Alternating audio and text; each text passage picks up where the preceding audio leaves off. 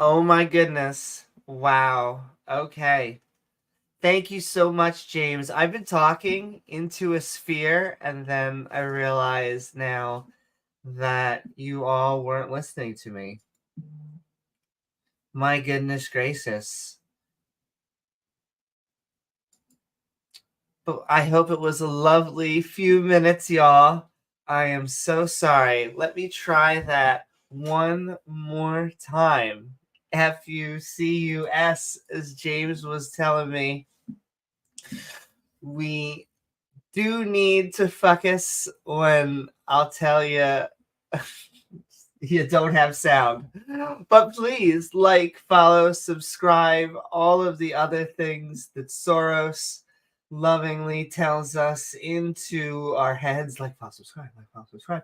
In fact, if I see you in the live chat, chances are that means that you hit that like button, you hit subscribe, and then you actually have that bell icon telling you when to see our live chat or see our premieres. Sending so much love to James W., to Tika, and Lori, and None of Your Business. And like I was saying, I think I'm going to upload another comedy bit. And I think that'll motivate me as well to keep on going up every week on stage, because there's a Wednesday open mic. I was trying to replace the old open mic that I couldn't get to. It's too far away from where I live now. But I found a kind of replacement. You have to sign up beforehand instead of just going there and signing up. But yes. So this is the Theist Helpline. I am fashionably late as normal. We're on Amy time. But I had to help a family friend, and we got breakfast this morning, and then I got another few minutes of sleep, and here we are. So we're going to jump into the Discords in a second. I'm going to do the quick shilling and update because I really don't want to keep you guys from the content. And so welcome to the Theist Helpline. I think we already did all of the liking and the following and subscribing. I hear it in my sleep. But don't forget, we have super chats. If you have a super chat, I will try to really interact even more so. I will send all of the love to you. It really helps keep the lights on. Super thanks are afterwards. We are a skeptic channel. However, if you disagree with us, I will probably be sending the link for the Discord server to be joining us. And so you should come tell us why you think a God exists, because, there doesn't seem to be any good reasons. I know, you're like, oh my goodness, but there's the contingency argument. And I don't know what makes people think the world is, it's Bishop Usher, but that's crazy. Oh, I don't want to use that word. I try to use silly.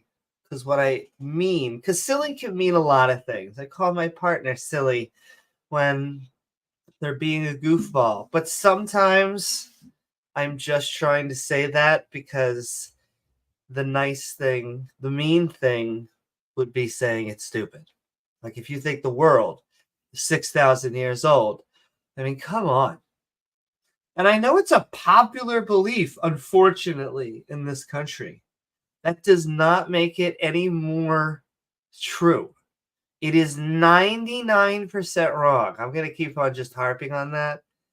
99%. The difference between 6,000 years old and 4.5 billion is the difference between $6,000 in your bank account and 4.5 billion. Do you see like the just slight difference? But hey, it's basically the same thing. 6,000 is like a really big number.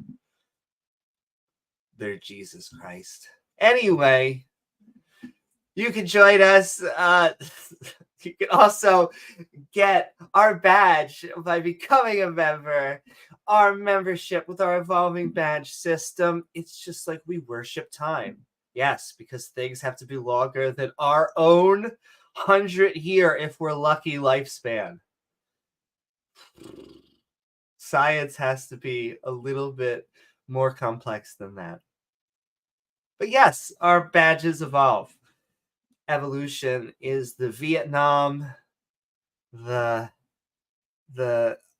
Hamas-Israel, whatever proxy war.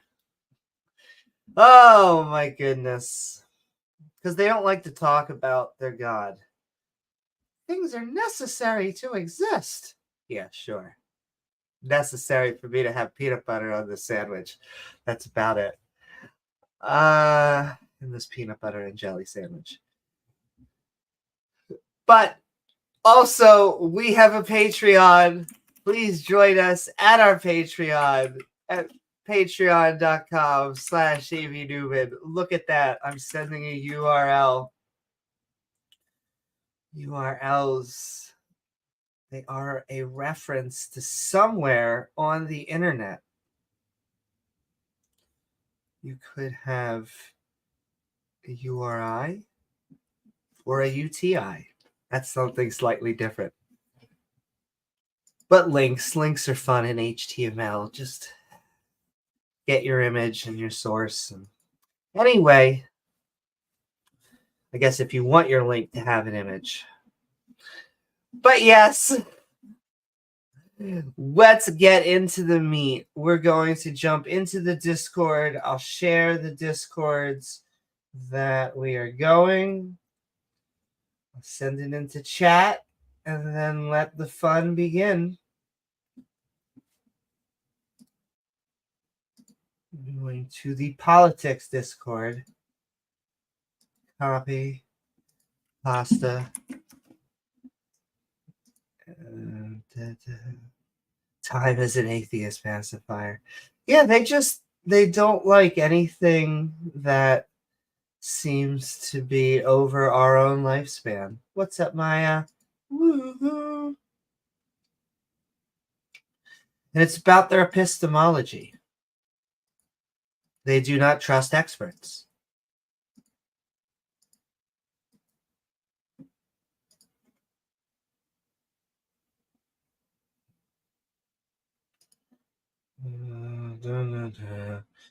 Don't mind the clicking.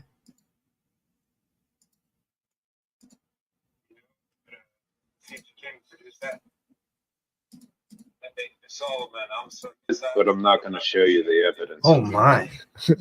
Came in at the best time ever. Yeah, don't believe it until you show me your porn stash, dude. Hey, Amy, how's it going? Not too bad. And I have to say that it's seemingly the best time ever to join. I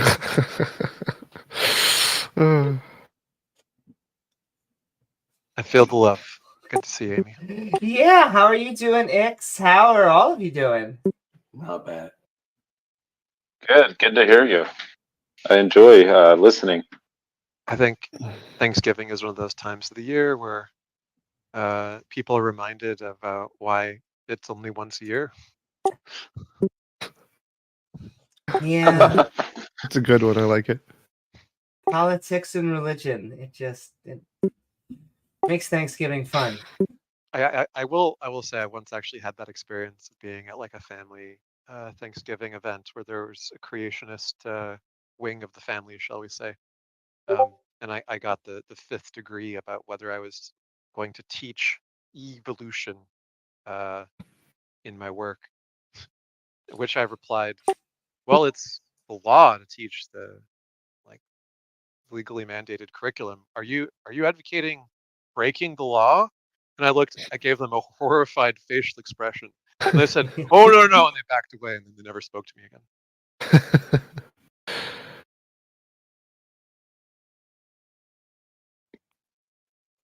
That's right. We teach evolution, by the way, in every classroom.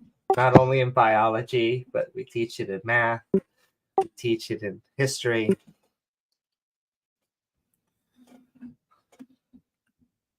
Fish tamer.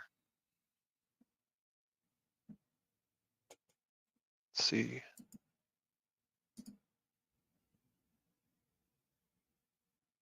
Welcome. Hey, what's Fish. up?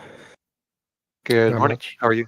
Hey, I'm good. I'll be very brief. I just want to first off thank you guys for doing this every week. It's awesome. But specifically, Tom, I just want to thank you, man, because I've been watching your videos for many years, and when I left religion, I was really struggling with not trusting my intuition, not knowing what to believe, not having the tools to find good reasons to believe things. And through watching your videos, you gave me those tools. And that was, I can't describe how healing that was for me. It was like at least as healing as religious trauma therapy has been. So just keep doing what you're doing. All you guys, I really love it. You've made a huge positive impact in my life. Just wanted to say that. Thank you. Appreciate it. Yeah.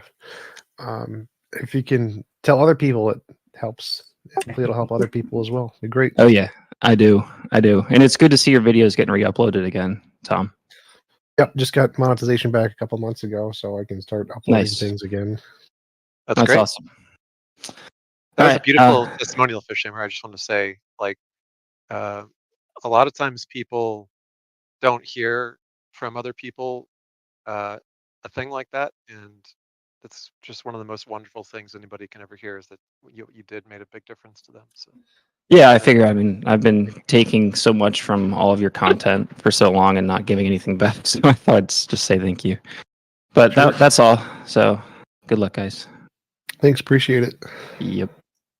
Thank you so much, especially since sometimes we get a theist or two who come on here and say, "What the hell are you doing?"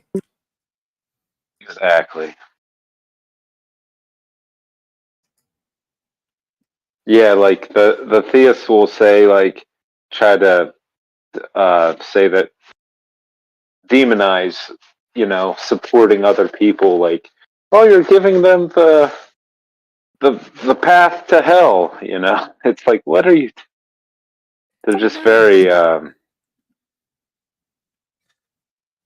like he said, I think that hopefully we're giving tools, almost like right. an antidote. If we talk about these subjects, hopefully when other skeptics come across them, they'll be able to say, well, hey, I know you're giving this apologetic, but it actually falls apart like this, this, and this. Yes, there was this broke witch. Wait, she was a broke, drunk witch, okay? And then she said she picked up the Bible and found the truth. She said breath work and all this other witchcraft was just a crutch that got her through life. But like the belief in the Bible was the truth.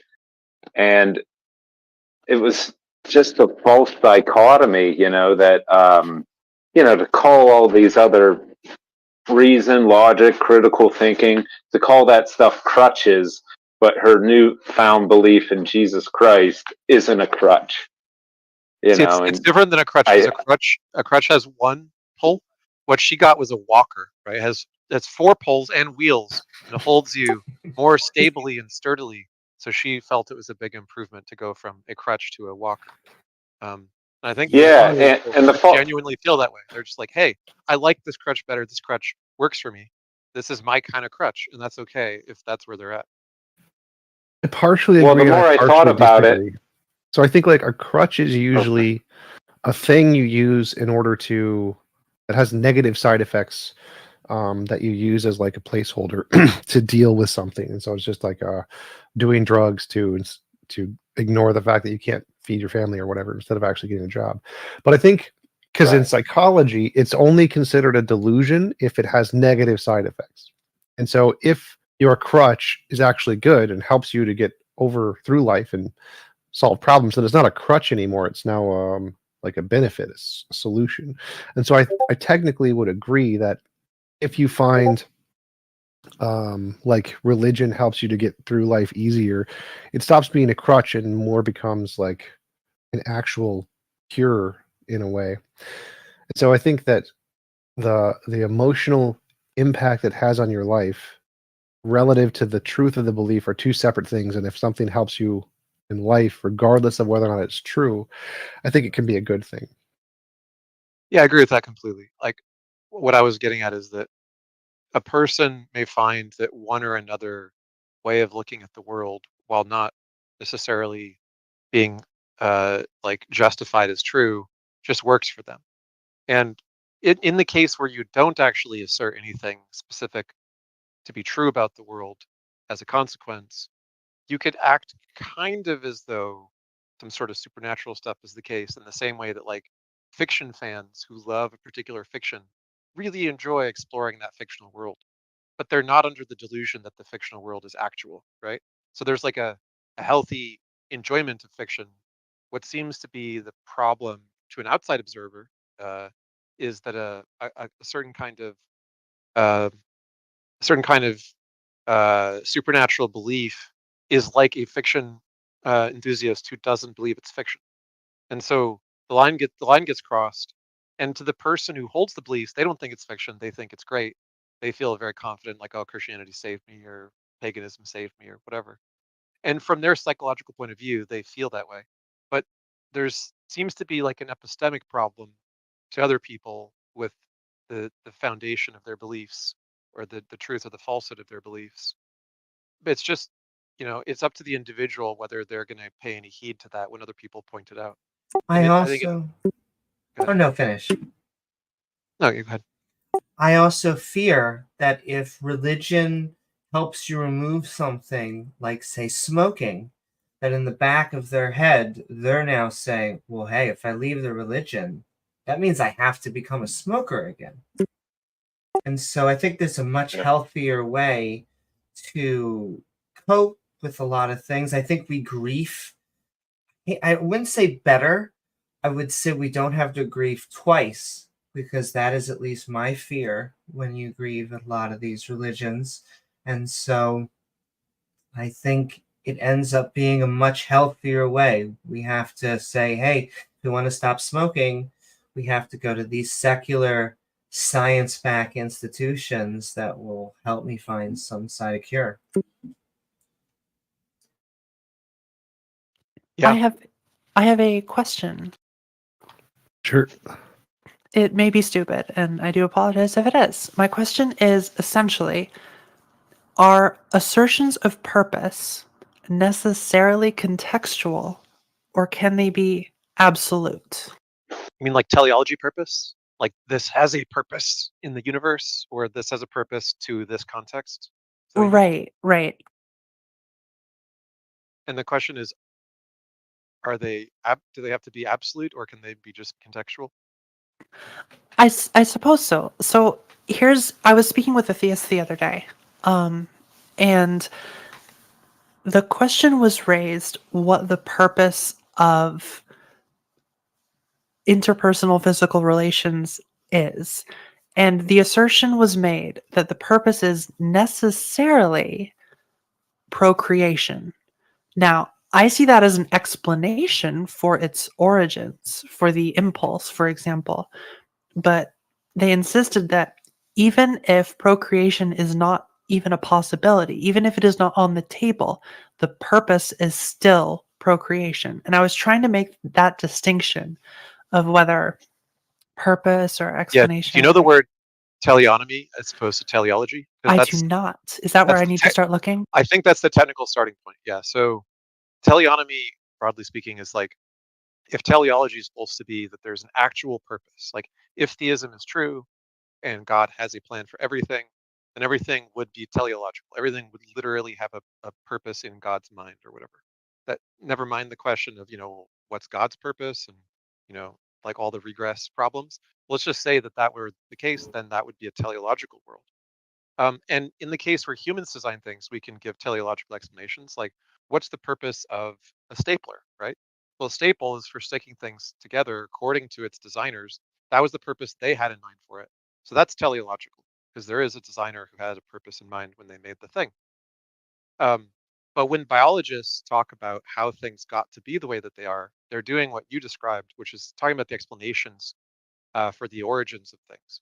They're not necessarily saying that there is any final settled starting or end point on a continua of changes of state.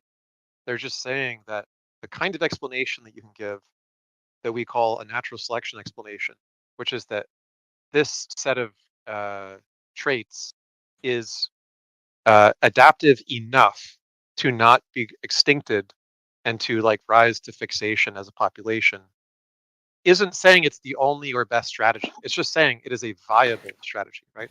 So that's kind of what people get confused about, is they confuse saying, here's the thing that happens in nature. The things that do this in nature survived. Therefore, we ought do this thing. And that's they're not necessarily saying that if they're a theist, because they may be thinking it's God's plan or something.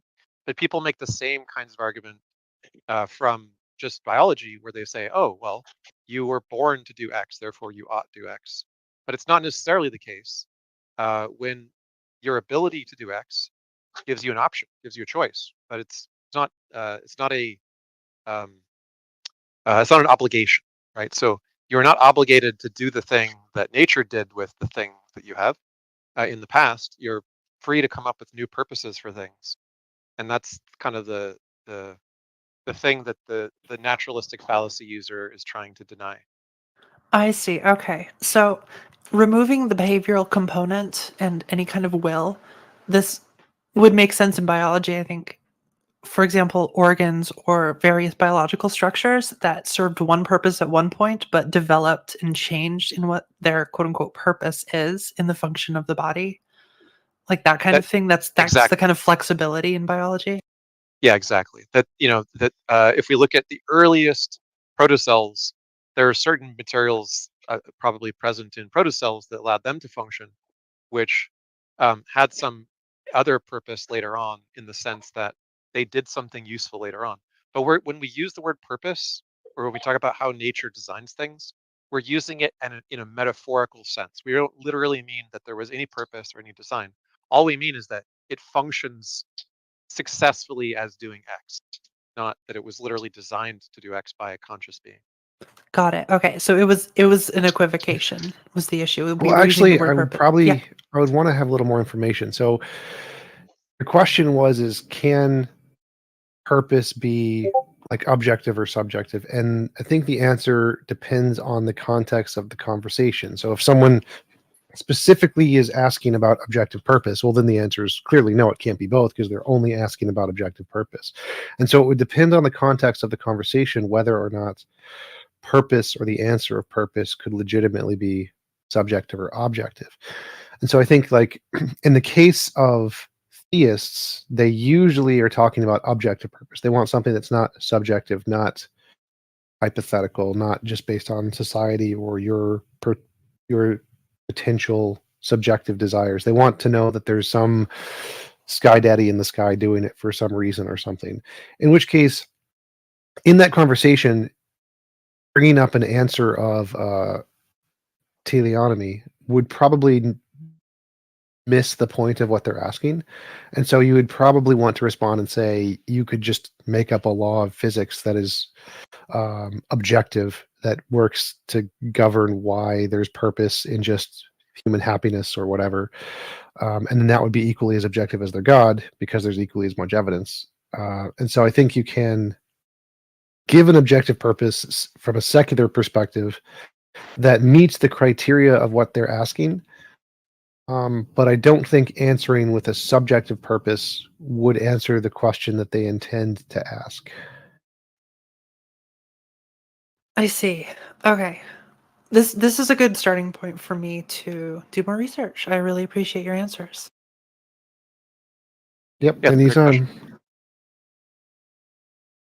One of the things I learned a long time ago about biology is that it often helps to understand that the factor of homeostasis is at the core of it.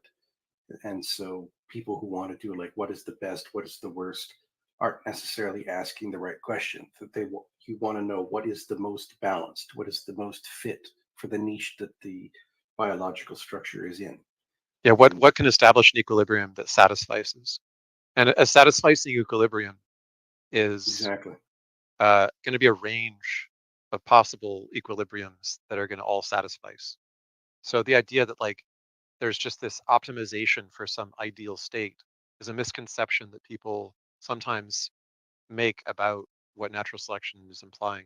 It's not saying that like there's like an inevitable trend towards one state because circumstances are changing.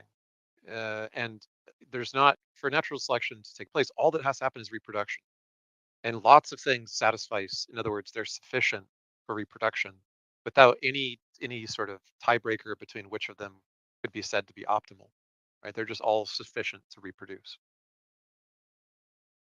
That the initial claim that the theist was making, that any activity, the purpose behind it is reproduction. I could see an argument to be made for that, like whether you're a plumber fixing a toilet or chopping firewood to heat your home, or just having a pleasant conversation with somebody. All of those activities lead to survival, which I think you could equate survival with procreation, like as maybe a fundamental subconscious cause for a human to do any activity. Like, there's I think going to they be were a just saying surplus. like objective, like an objective purpose. Like God designed it this way, therefore it has this purpose. Not like it de facto is done because evolution has caused it to do this. I think they're talking about objective from a more universal sense. We also think of Mm. populations from just, the mom and the dad, but it's actually groups. And so it would be Mhm. helping anyone almost in that type of community, in essence, is helping populations move forward because you're supporting them. Right.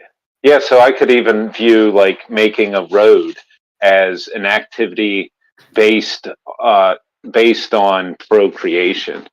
Like, I might not be procreating, but it could be the group, like if there is a road that leads from one area to the next, like that's going to help people survive in one form of another. True, but you And also want to be careful of making composition division issues, in the fact that yes, for example, cells consume, but that doesn't mean that our nature as an adult is That's to true too, therefore Shane. consume.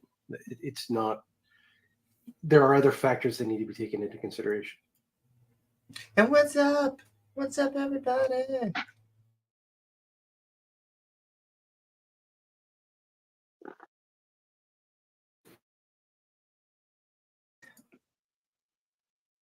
It is kind of funny though, like if a theist was talking to a woman and saying like the purpose of life is to procreate, like that is a common theme that they try to tell women, that their place is, their value is in their virginity and their ability to procreate.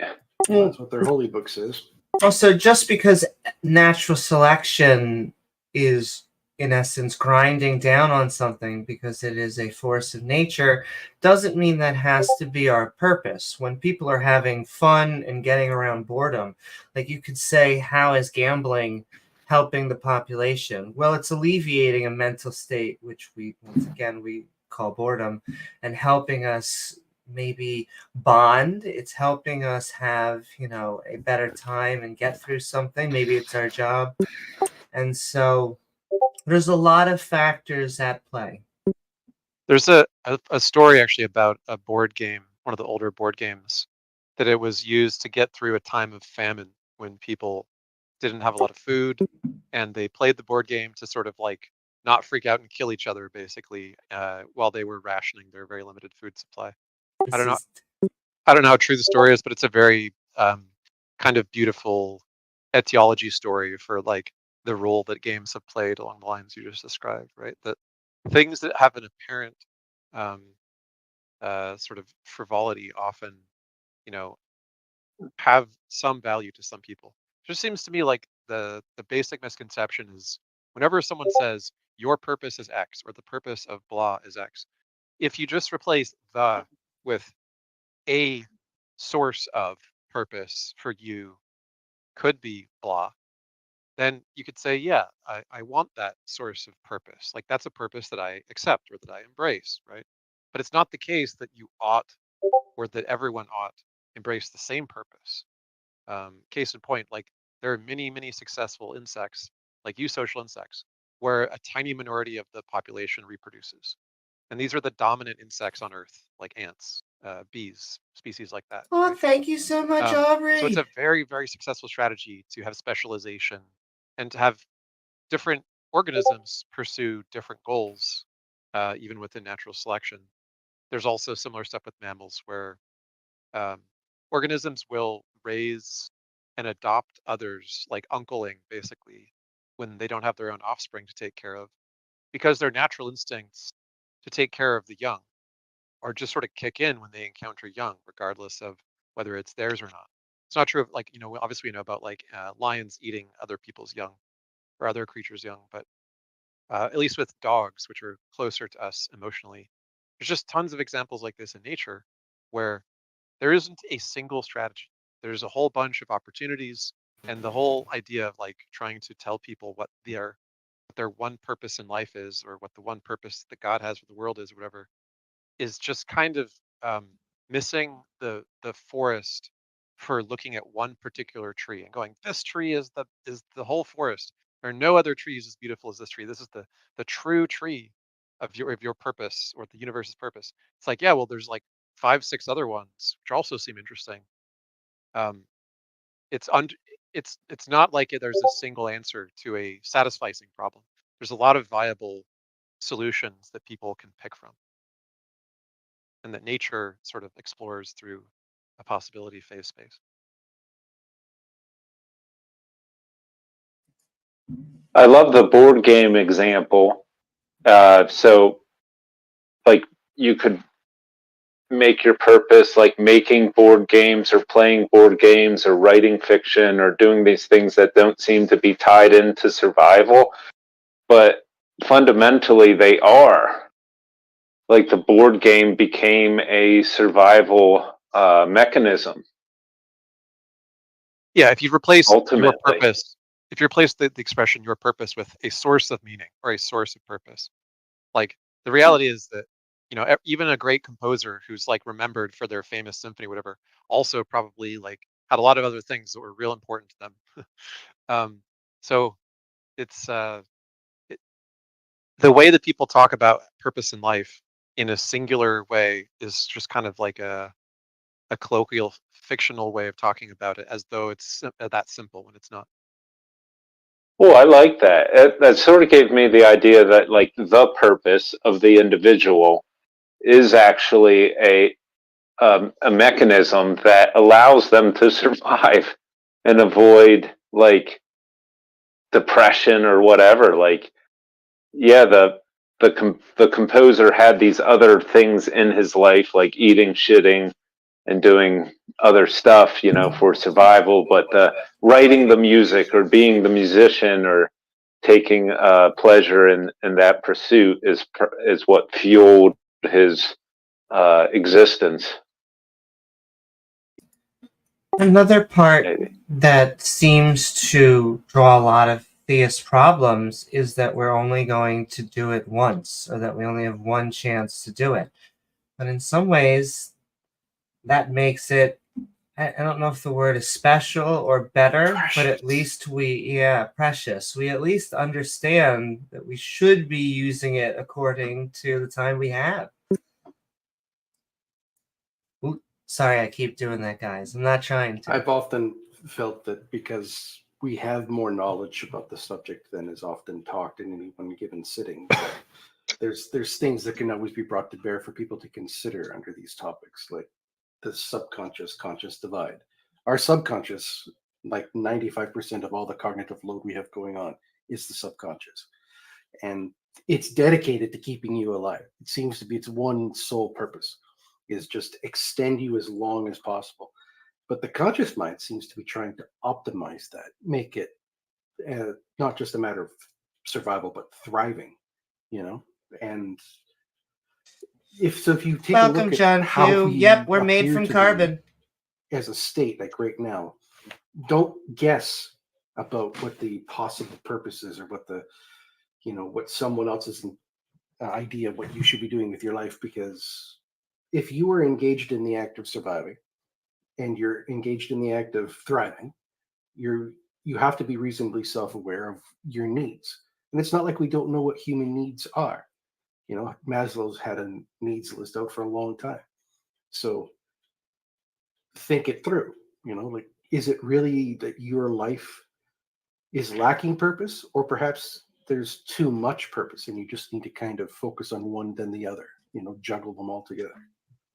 The other thing with consciousness, I don't know why it trips people up so much, especially theists. I guess to us, I understand why we look at it and we go, oh my goodness, this is the most special thing in the universe. But then they prescribe it to everything. Consciousness has to be here and there, and it's the entire universe, and it's foundational, and it created the universe. You're like, okay.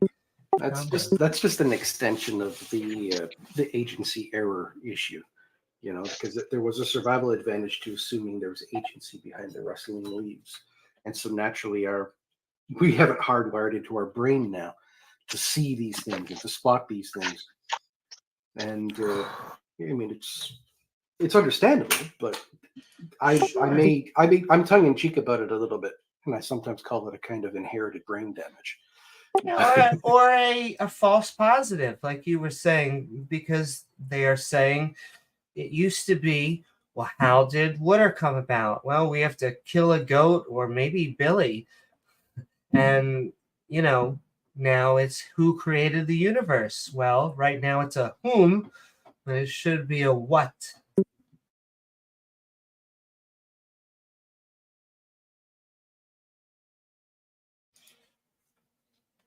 Because there's really no whoms that prescribe natural laws. That does appear to be the case. But Theist, if you disagree, please come join us. Yes, please come tell me why you're not all suffering from genetic brain damage. See, the spiciest I get, oh, here's Millith, is that how do you tell the difference between a god talking to you and schizophrenia? So we're all being spicy. This is invite. We have put on our fedoras.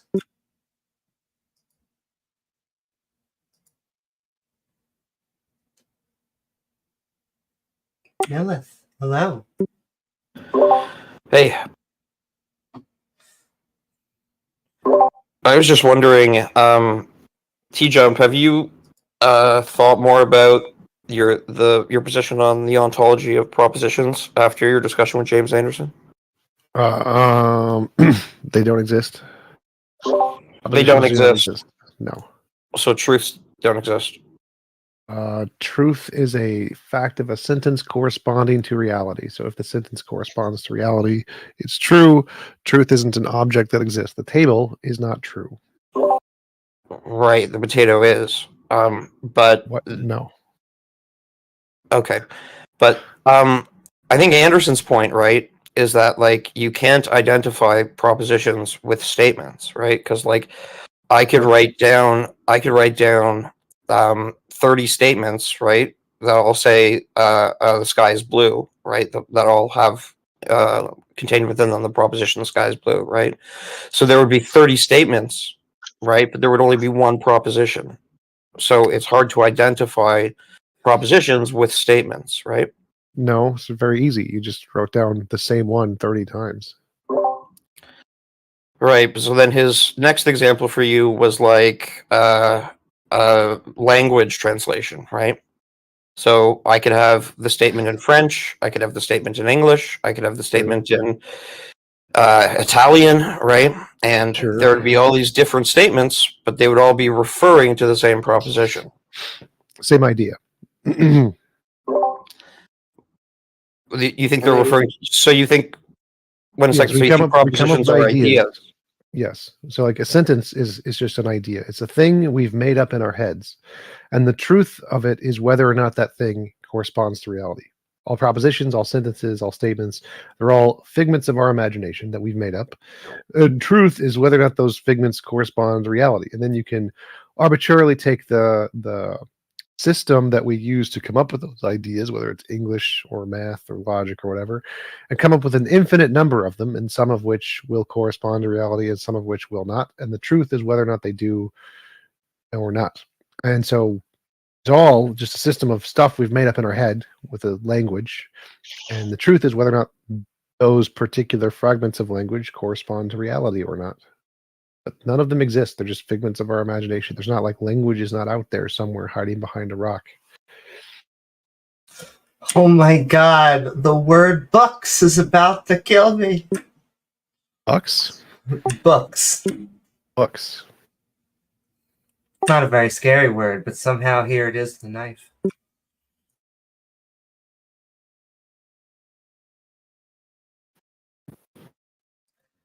But yes, if there's no more disagreements. Okay, so T-Jump.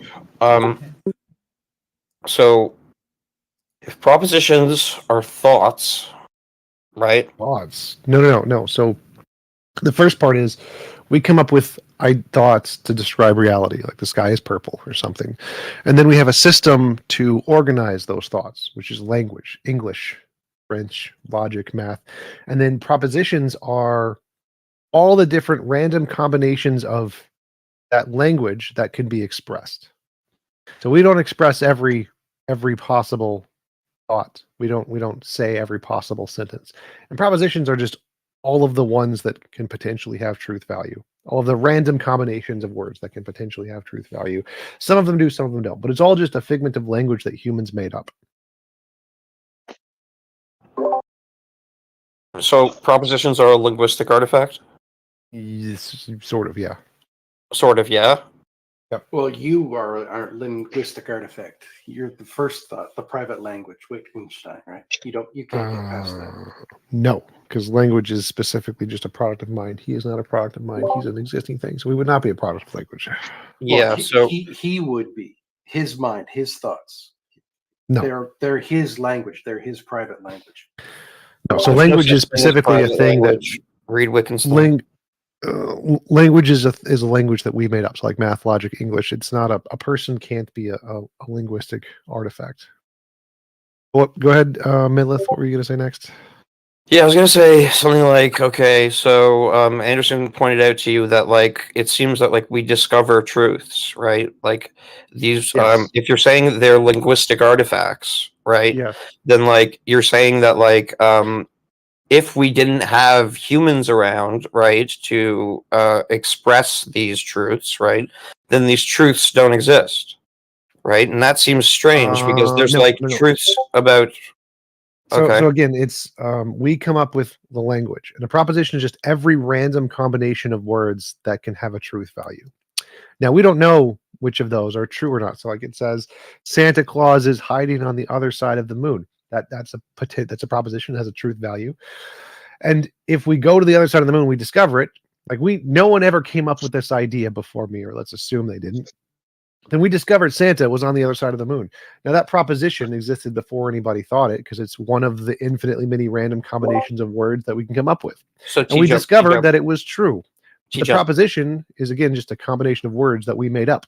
You just said the proposition existed before we discovered it.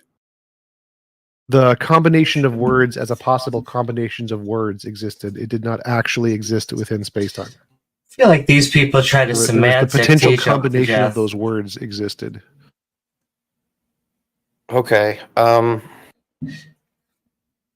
reason that I like science is because it is about a discovery. And the language, that's just us trying to wrap our mind around concepts. Okay, so T-Jump, it seems to me that like one of the necessary conditions for propositions is that they are shared content. I don't know what that means.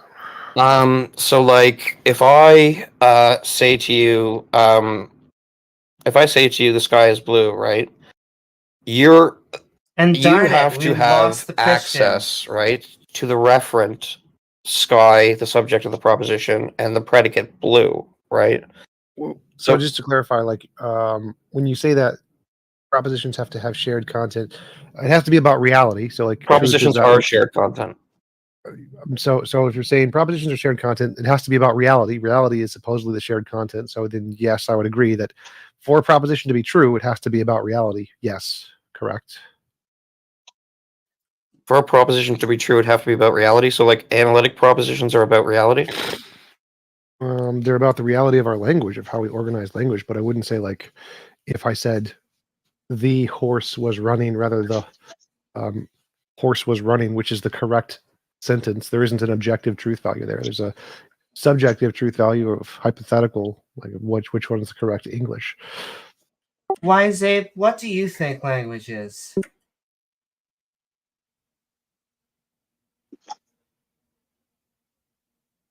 I think Millith is the one talking, not Wise Ape. Sorry, Millith. I'm sorry, Millith. What do you think language is? I think language is a game that we play to communicate propositions and other intentional states to each other. What do you think propositions are? I think is what she's Platonic objects.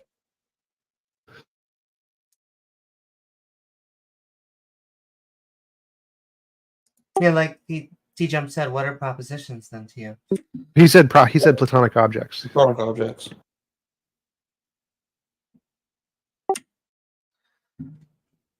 Not really sure where to go. I don't really understand. It's a game that they are playing, and so.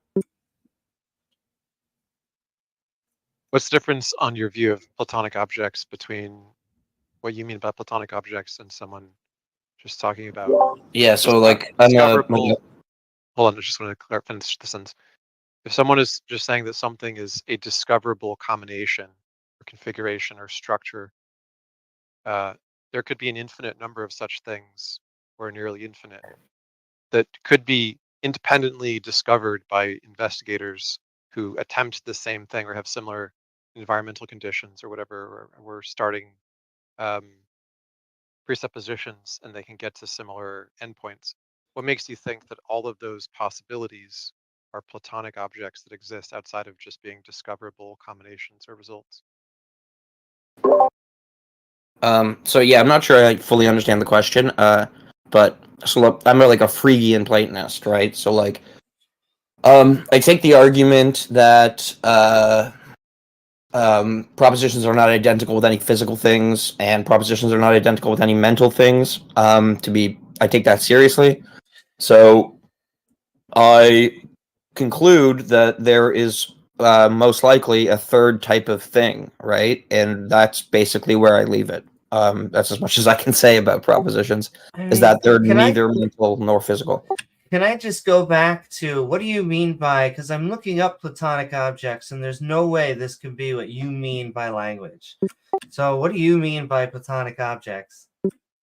I mean that there's a third type of ontological thing that's neither spatially located nor temporally located.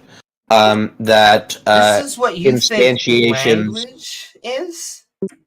No, I think language is a word game that we play. Like language is a game that we play, like a la Wittgenstein. So you meant propositions. That's what you think propositions are. Yes, that's what I think propositions are. Like, I don't see how your complex definition. It seems weird to call it a word game when it seems to be just concepts. We make up different concepts that we need to subscribe and to communicate with other humans on the planes and now just around to each other in the office. But sometimes it's very serious and sometimes it's emotional. It's not really, like you say, a game. Like, I can understand how sometimes we have games with each other, but when you're like, oh my God, your mother died, it's not really a game. It's more the concept that we're trying to communicate.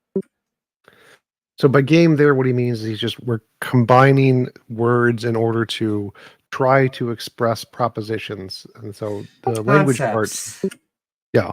And so that part wasn't really relevant to the main question you were asking him. What does he think propositions are? Propositions are platonic objects, and the game we play is just trying to describe those propositions. So that part wasn't really relevant. It's just But how we then, use what language. are these platonic objects? Because I'm looking at a few definitions, and it just seems extremely not related to anything having to do with talking. Well, they're also kind of an outdated notion, so I mean, it's going to be difficult. Like 4 faces, 6 faces, 8 faces, 12 faces, 20 faces. This does look like a video game, but it's not something that would be, having anything to do with reality, unless you're building a video game or we're talking about spatial us walking.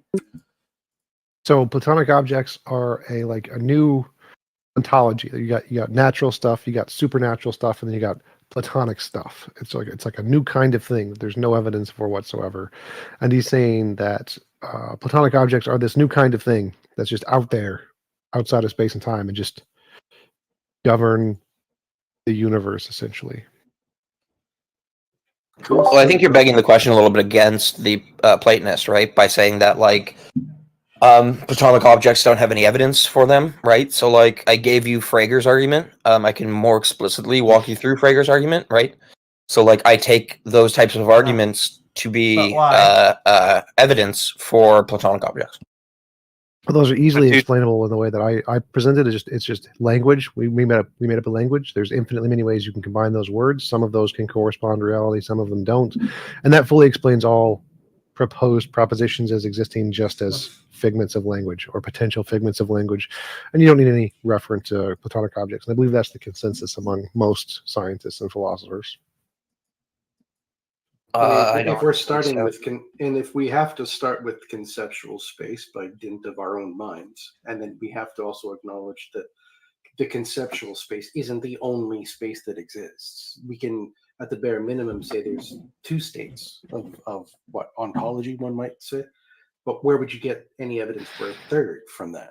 Especially given the fact you have to start from within one of those ontologies. You don't have a choice. I think I have arguments.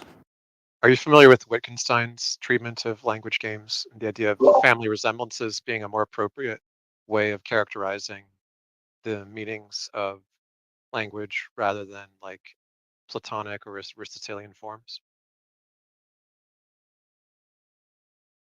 No, I'm familiar with Wittgenstein to a degree. I'm not an expert. Okay. The reason I brought it up is because you mentioned that you think language is the game. And I'm not an expert in Frege either, so that's maybe Frege also talks about that, and I'm not familiar with that. But I'm most familiar with the idea of language as a game from Wittgenstein, and I would suggest looking into that. And yeah, Wittgenstein rejects general explanations and absolute equivalencies. He says that it's just the only kind of relation that really exists within language is resemblance relations, which people equate to being form participation or category inclusion, but it's not the case that there's one fixed set of terms and there are things that absolutely participate with those terms or do not. The terms are a constant negotiated game being developed over time by way of family resemblance between the usage of the term to one person and the usage of the term to another person. They're able to successfully play the game. That's the only thing that language has to do is, perpetuate itself as a game that accomplishes some purpose. It doesn't have to result in some absolute systematized philosophical ontology of forms or whatever you think exists. Yeah, language is not the reason that I think platonic objects exist, right? It's propositions that are the reason I think platonic objects exist. Because something's denoted by. But I'm just going to say something right, it's a little bit technical, right? But there's a difference between talking about how language works, right, and how referent works. So if you look at Kripke, right, what is it? It's synthetic a priori identities, right? So we in the past, we thought there was an evening star and a morning star, right? But we came to learn synthetically that the evening star and the morning star is Venus, right? So like there's a there's an analytic identity between the evening star and the morning star and Venus, right? But it's synthetically discovered. So like referent, like I forget what Kripke's word for it is. It's like fixed referent, like but like permafixed referent, right? When it comes to like proper names or identity relations. You just called them directly referential, yeah. Yeah, I forget the term. Sorry. Right. Direct reference, yeah. Or rigid Well, like- designators. Is that the word you're looking for? A rigid designator. Yeah, that's what I'm looking for. Yeah. So like the point is that right, like the issue of language is relevant for propositions, right? But the real issue for propositions, right, is referent. Like when I have a subject of a proposition and a predicate of a proposition, right? How are we ensuring that your communication of the subject and the predicate, right? I am getting the same referent in my head that you're speaking about, right? Like, so the point is that like thoughts are epistemically private, right? So like it can't be the case, right, that the proposition is identical with your thought about it, because I have no access epistemically to your thought about the proposition, right? So there's nothing that's gonna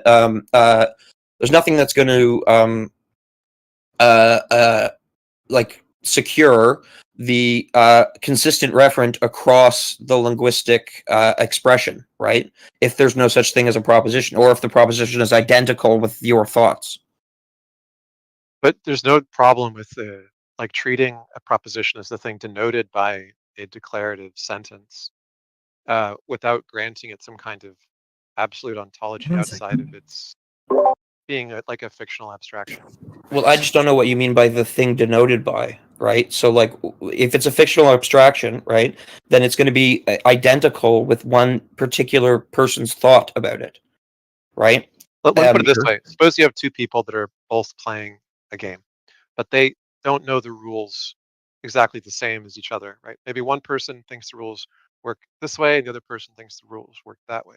Now, while they play the game in ways where their rules seem to overlap, they're going to have no awareness that they're not actually following the same rules, right? And so this is why like Wittgenstein in like Rules in Private Language is trying to say that just because two people appear to agree on their definitions of a thing doesn't mean that there is this like rigid thing that is being referred to analytically. It just means that they have a similar enough family resemblance or equivalency that it's a successful playing of the game. I mean, there's a whole bunch of Wittgenstein that Kripke read and analyzed that's referred to collectively as Kripkenstein.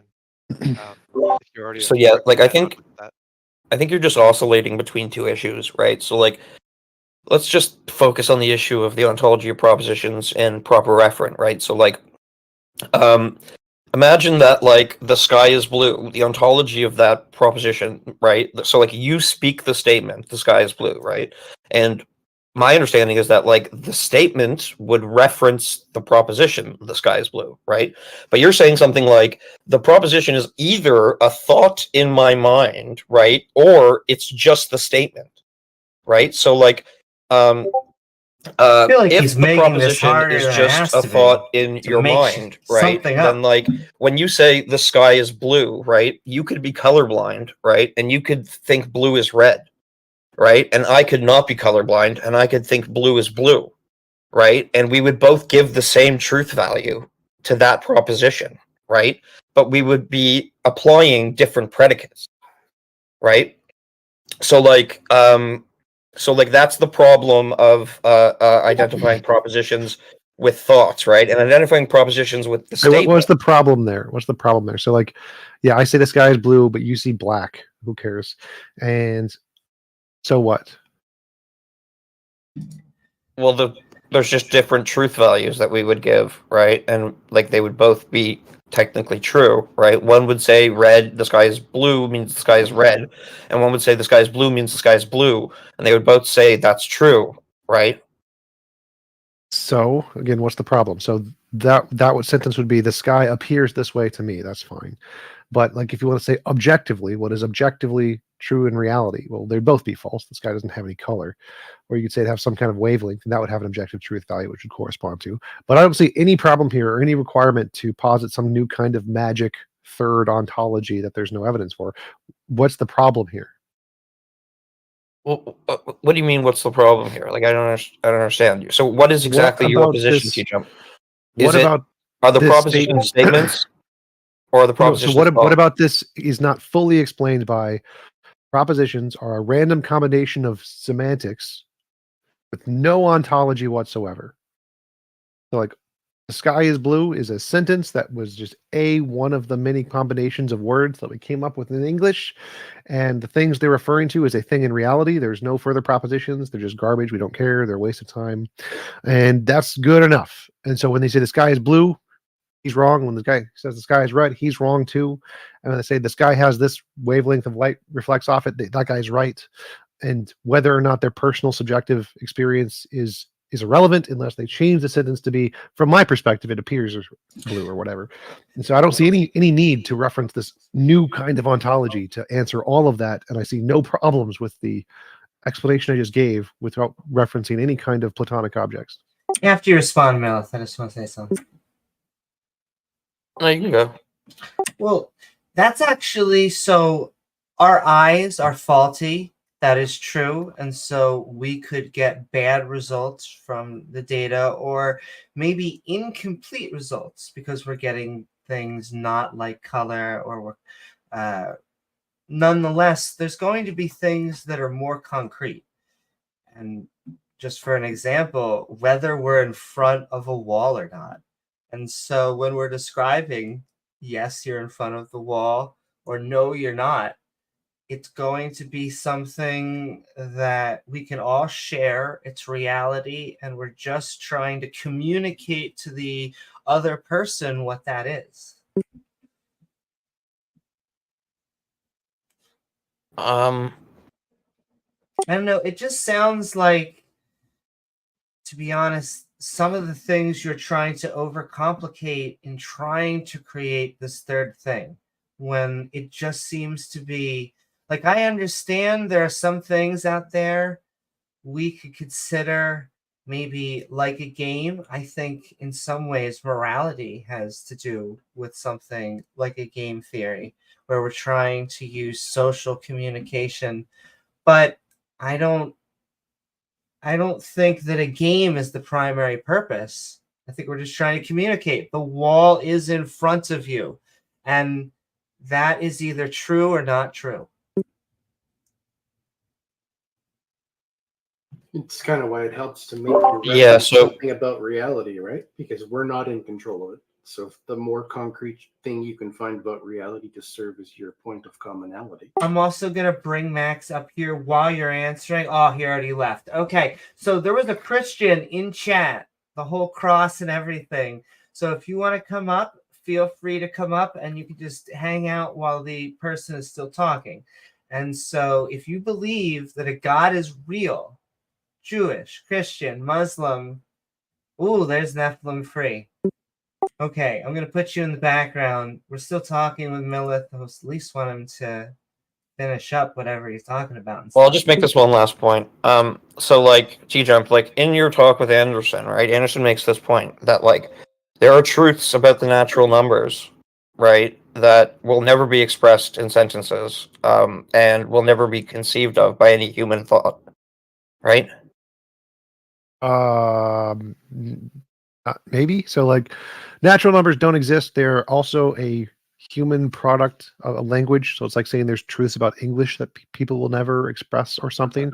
And if you're saying by true that there's some system that we use to govern the way we use these things in English or in the language that we've denoted, like mathematics or whatever, then yes, in that system, there are true things that correspond to that system, but it's not true in correspondence to reality. It's just a system like Harry Potter is white, is true. Like, it's not actually true. There's no correspondence to reality that it would be. It's no more true than to say he's black or Mexican or Japanese. But in the context of the story, we say it's true. And so the same thing would be true in mathematics, that to say there's something true about natural numbers is just given our current system of mathematics. It's not correspondent to reality necessarily.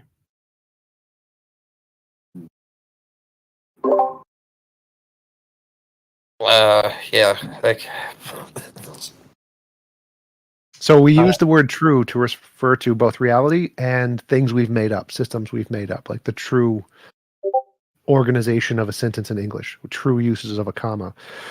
right. And So the like, second case is not true. It's not true at T-Jump. all. There's no T-Jump. truth there. T-Jump, do you think propositions have any like status aside from being expressions linguistically? No, not really. Right. Okay. So, like It's just a subset of them that happen to be able to be true or false. the subset of Propositions are immaterial abstracts. right. Well, nothing's true then. Like T-Jump, like Anderson pointed this out to you as well, right? Like if propositions, right, are just statements, right, and we think propositions are the primary truth bearers, right, then nothing's true. No, truth is when a sentence corresponds to reality, and so the sentence is Truth is when true truth if is it when describes the reality. predicate That's it. the predicate in a proposition corresponds to the subject in a way that's true of reality. It just corresponds to reality. So if it corresponds to reality, it's true, and if it's not true. But That's simple. So in a proposition, the predicate applies to the subject. No, that's false. So like I could say Harry Potter is white, and you could say that's true because the predicate corresponds to the subject, but it isn't true about reality. There's no correspondence to reality there. So that sentence is objectively not true. It is not objectively true. You can make a subject that is the way we use English, or the subject can be the way I perceive it. Like the sky seems red because I'm colorblind, but that's all irrelevant. That's not truth. Truth is that which corresponds to reality. So relation to the subject is irrelevant to truth. It's just a convenient thing we use to describe it, but it's not relevant. The only thing that's true is, does it correspond to reality? Full stop.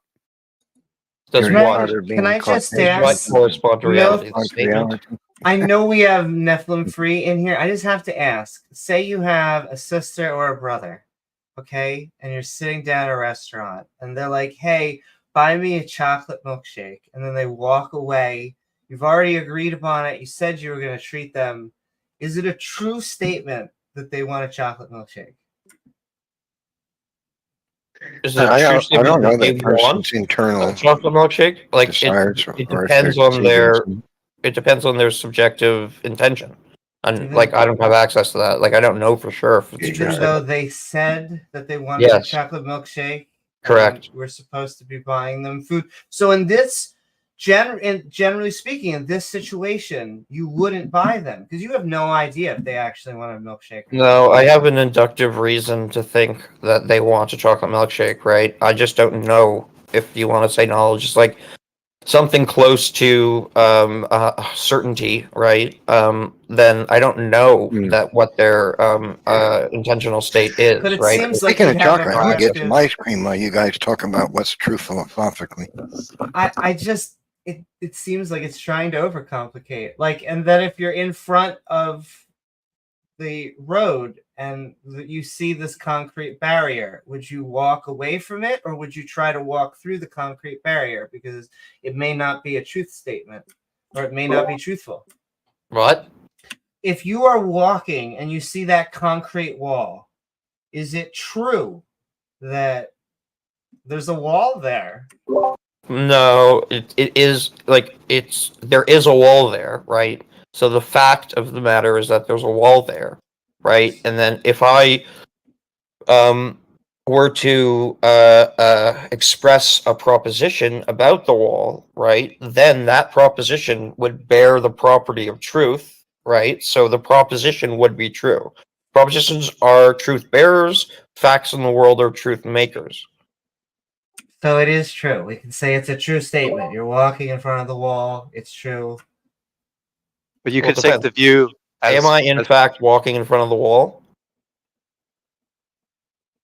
Yes. So then, Has to yes, be like it's a true proposition. Okay, there we go. And then you communicate to your sister or brother, hey, I'm walking, and don't walk in front of the wall. Go around it. language. It's amazing. Okay. Yeah, I mean, this whole debate about the ontology of propositions relates to truth making and truth bearing. But if you take a deflationary truth making view, which says that truth makers aren't things that exist independent of language, but they're actually contextual within it, that there's just relationships between propositions. Truth makers or truth bearers? Truth makers, right? So a deflationary view on truth making is compatible with a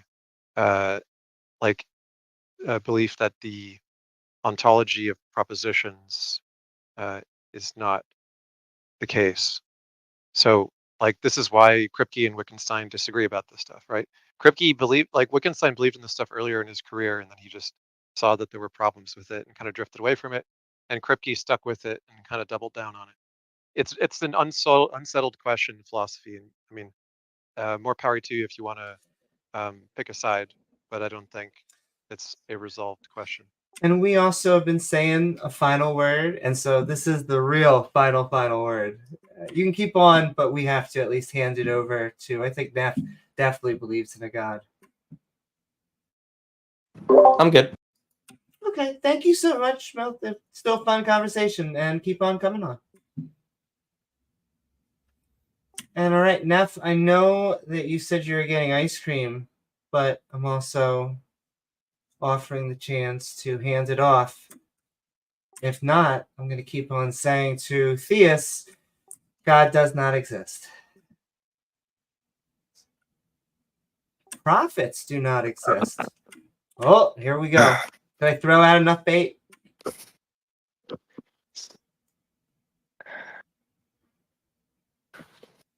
Neffy's here if you wanted to say something. Who? Neffy, Who's that? it's you. No, T Jumpy. I'm not Neffy. You can call me T Jumpy, that's fine. It's just Well, I use won't the first talk to you the first four letters. If you're gonna try to insult me, you're not worth talking to. Anybody else want to talk? Using a nickname as an insult? You can also call What's wrong me with you? Amy. I mean, be an adult here. Come on.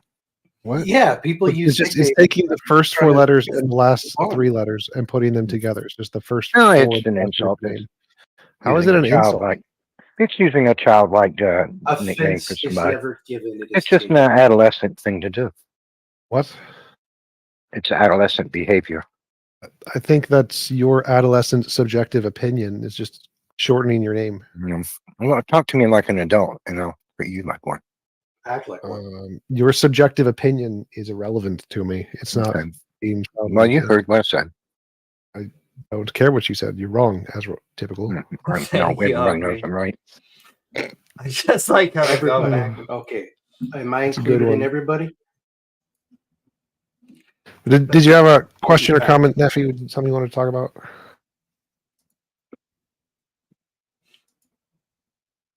If not, we can just move back to the stage and move on to somebody else. Well, you can find somebody else to talk to. But Did you have something you wanted to talk about? well, I thought you guys were going to do something other than debate about philosophy, which is a common.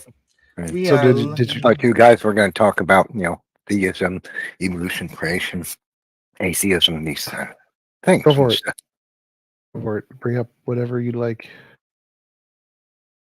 Well, I just say, how is it possible that atheism is rational or plausible?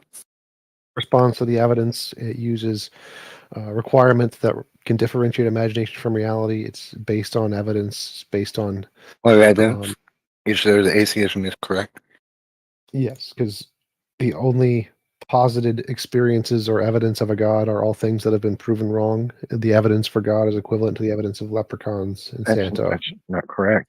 It Human is beings based have, on you science. personally, you can't prove wrong the personal experiences millions of people have had with God. Yes, you prove can. that wrong. So that You statement can. is incorrect. His You can name's actually. about It's very easy giants. Then to you're prove. also Wait, presuming, let's like go just that Byron one, because you brought up a point that I wanted to have a conversation about. Okay, which so was, prove all the personal experiences, private Yes. experiences people have with God are wrong. They don't yes, we can start do that right. very easily because we know Okay, for do a it. fact That's what I'm doing right now. So we know for a fact that there are these things called fallacies, biases, illusions, misconceptions that exist in the brain, and they exist in all human brains. And so if your experience falls into the category of a thing we already know exists, then that is fully explained by the content of your brain. So like if you see shapes on the ceiling, that's a known condition. We have a known condition in the brain that explains that. So your experience is not that there are actually shapes on the ceiling, it's you had a delusion. Same thing applies to personal experiences of a god, Reiki healings, demons, spirits, ghosts. All of the personal experiences of Christianity are exactly the same as the personal experiences of leprechauns, which are an actual thing. There's actually a disease where people see leprechauns. We know this, it's been discovered, and so it's been proven that these personal experiences are bunk. So you made two mistakes. First off, you said because we can prove, and you can't, that people's private experiences in experiencing leprechauns is false, and you haven't, nobody have. That means, therefore, private experiences of God are false. So that's a false equivocation. One does you haven't proven one, and even if you did, it wouldn't prove the other. That's Which one didn't I prove? I don't know how you went to that la la land. Which one didn't I prove? And then you haven't proven any private Leprechauns. experiences of why are you talking over me? Wait, because you said a point no, I wanted to have a no, conversation it's my about. turn to say something. No. The way a conversation works. Okay, so you're failing here. No, I'm sorry. The way it doesn't work that way. Try again someday when you have courage. When you get the courage, say something. Then get I get the to courage. say something. Talk to you then. So you made a claim that I didn't prove something about Always leprechauns. runs away. We have proven in neurology people see leprechauns. That has been proven. This is a known disease. You can look it up. It's a thing. We know. So this has been proven. We were wrong about that. It has been proven. And so then you would go on to the next point. That's how a conversation works. But Neffy's gone. Anybody else? Questions, comments, philosophy, politics, whatever. And we had someone who very seriously tried to defend that gnomes would steal the underwear and shoes of children in Vietnam and the American soldiers, those two groups specifically. So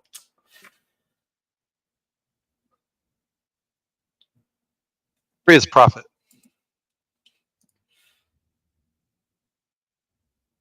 praise Lucky Charms. Hello. But hi, Slam Duke. Slum Duke. Close enough. You can call me Slum Dookie too. That works. Oh my. T-Jump, you're familiar with the teletransporter paradox, right? The one where you get teleported and you're not the same person or something? Well, it's like I guess the one formulation's like, or X might know too, where you copy your molecular structure and then delete you and like beam you to Annie's Mars boxes, or something whatever and you're rebuild into. you. Is that I think on like the the whatever it's called, the Phil Paper survey. Yeah. I think most philosophers think that results in death, like whatever the qualia was, like it dies and then that's a new person. Would you agree? Potentially. Okay, I don't know. This one bothers me. I've been trying to work it out because, like, if it's not, then couldn't you like revive everybody if you could retrieve their information somehow, like a super powerful AI, like retrieve all the information from a black hole or something and like revive everyone? They could reorganize the particles in such a way that the same conscious experience or conscious memories would exist, yes. But I think that the consequence of the argument that if he teleports and die is that essentially whenever your brain ceases the electrical signals for a temporary amount of time and restarts them, you also die.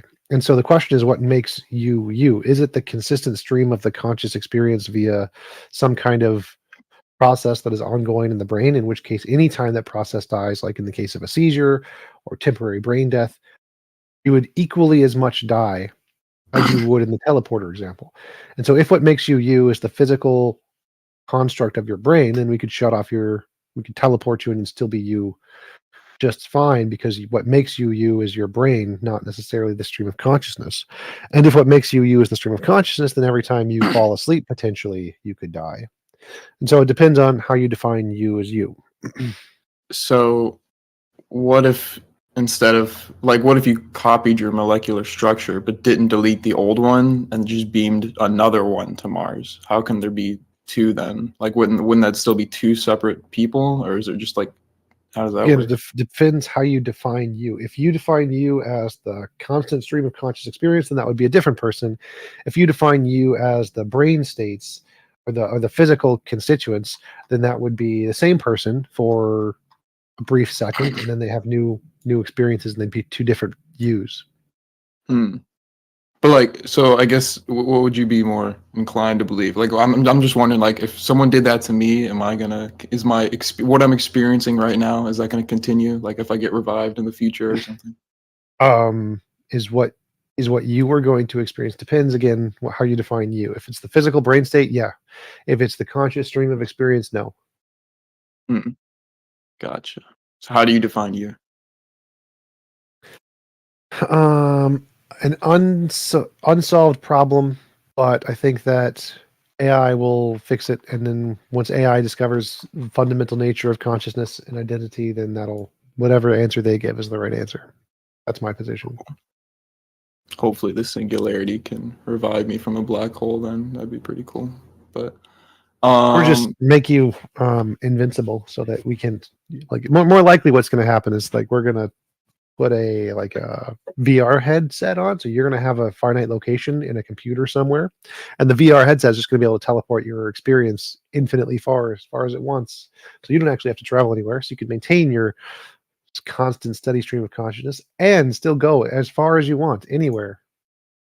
but I guess we'll probably be dead by that point. But No, but I like plan to that's live forever. oh, that's right. I define me My as bad. fabulous. And like, the other thing, I guess, is Thomism or Thomism. Dude, that one gets me. I'm trying to Thomism? work. Yeah, gonna I don't say, know. there's How do you feel about Thomism, Mr. Aquinas? This one, I don't know. Like divine Very stupid. simplicity. Well, yeah, Very it seems. I'm trying to figure out if it makes sense. Like, one of the does not. things is God is identical to his properties. Does that make sense? Yes, his aseity, God's aseity, is perfectly simple. So his essence and existence are the same thing. He is pure existence and pure essence. It's very But does that make sense? No. Oh, okay, why not? Because I'm inclined to believe it doesn't. But Because they're arbitrarily assigning properties to things that have no proven existence. So it's like if I said there is a new substance in the universe called the potato stuff. And the potato stuff has this property of being both mass and spin at the same time. Obviously, this is bullshit. Just made it up. But what they're doing is the same thing. They're making up a new property called the magical greatness society property. You're saying, well, it's just a combination of all the other stuff. It does all of this stuff in one thing. Is there any evidence for this? No, there isn't. It's complete bullshit. Is it logically possible? Sure, like logically possible. You could derive all of the laws of physics into one thing. Sure. And then they're saying that these new properties aren't just laws of physics. They're saying that there's like potentiality and actuality are the new properties. And these are actual things that exist rather than emergent properties from laws of physics, which is stupid. So that's the main problem. They're making up these new properties and saying that these things supersede physics rather than are emergent properties of physics. okay. And then I guess the other thing they claim is that whatever is fundamental has to not be composite. I don't get why. So does that make sense, or can it be composite? Thank you so much, Drew the Dogman. Found God. Now I'm plagued by peace and happiness. Well, hey, I have been looking for God for 20 plus years. If you do find them, bring them on down. But I thank you for all the love and support, Drew the Dogman. And hey, if you would like, feel free to join the stream, have some fun. And all right, let's get back into it. We're doing. So, but the fundamental thing could be made up of parts, though, right? That makes sense. Logically, yes. There's no logical contradiction with multiple fundamental necessary beings. No, none whatsoever. Okay. And then I guess if you believe God's existence is the same as his essence or whatever, Do they believe his God is identical with his nature? Is that the same thing? That would be one of it, but they mean literally every aspect of God is one thing: his omniscience, his omnipotence, his consciousness. Yeah, but that doesn't make sense because when you ask them about the Euthyphro dilemma, they'll say morality is God's nature, and then they're differentiating between his consciousness and his nature, right? Yep, and so that's a contradiction. They're not allowed to do that in Thomism. So don't all Thomists have to be divine command theorists? Well, they're bothists, so they're both because it's all the same thing. So their answer to the Euthyphro dilemma is both because they're the same thing. Okay. I think that's all I got for now. Thanks. Yep. Are there any examples of any time where essence precedes existence, or is it still hold Harry true that Potter, unicorns, AI, so imaginary things? B-37, B-35 plane. Its essence was invented, and then its existence came later.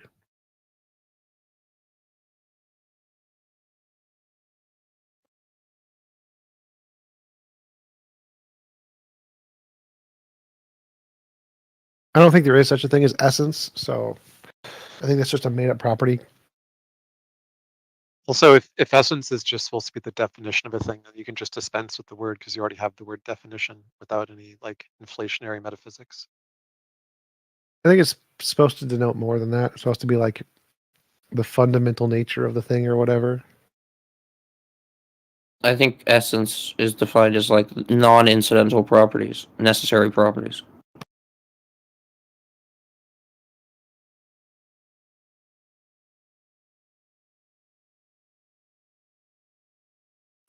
Apollo, you got anything for us? Is your mic working? Can you guys hear him? Yeah, what's up? Nothing. Oh, I wasn't speaking. Gotcha. Just Your move this question? thing down my screen real quick before I ask the question. Give me a sec. Okay. That better not be a porn reference.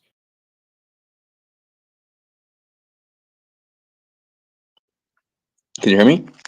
Yep. So the first question is how do you argue with a trivialist? What's a trivialist? Trivialist is anyone who believes that every proposition is true. So there's a well-known defense of trivialism by Paul Cabet that shows that a number of philosophical ideas lead to or can be used to justify trivialism, including the principle of sufficient reason. Yeah, like Kane Baker, for example, is a trivialist. But I'm asking Tom Jump for his response to trivialism. It's how do you argue with the trivialist? 1 second. Every proposition is true. No, trivial. I don't think any of them are true. Well, Apollo. No, they say every proposition is true. Every proposition is true, including a contradiction. So, A and not A. Once it's a proposition. Sorry? Yeah, once it is a proposition that is true under trivialism, of course. But anything else? Are you familiar with truth tables in first order proposition and predicate logic? How is this relevant to countering trivialism? It's relevant because trivialism is just denying the well-trodden logical fact. The truth tables you're going to utilize is going to be up on the contradictions contradictions are by definition false, right? If trivialism is just denying that, that's then just going under classical logic.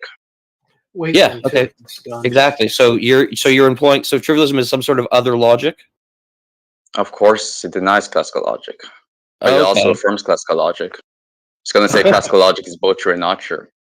Everything you're saying is consistent with trivialism. Every proposition is true, right? So the proposition. When you're saying when the trivialist says that classical logic is true, that's consistent with trivialism. What was your original question? Oh yeah, I was asking you, T-Jump. What would your response to trivialism be? If someone was to say to you, every proposition is true, how do you argue? You're an idiot. You're an idiot. Is that proposition true? Yep. Is T-Jump right true? Yeah, but they're also going to say it's true. Are you wrong? Are you wrong? Is that true? Are you talking to me or the trivialist? Which one is it? It's hypothetical trivialist. Is trivialism false? True? Yeah. Okay. Is your mom fat? Is But that then, true? everything is true. That's how I'd argue against a trivialist. But I don't. Yeah, I don't okay. understand. I don't understand how it could be right because there are false things, and so therefore it is incorrect. Okay. Look, I got another question. The other question, T-Jump, is why do you think that Neoplatonism, or you could say Thomism, regarding divine simplicity, is gibberish?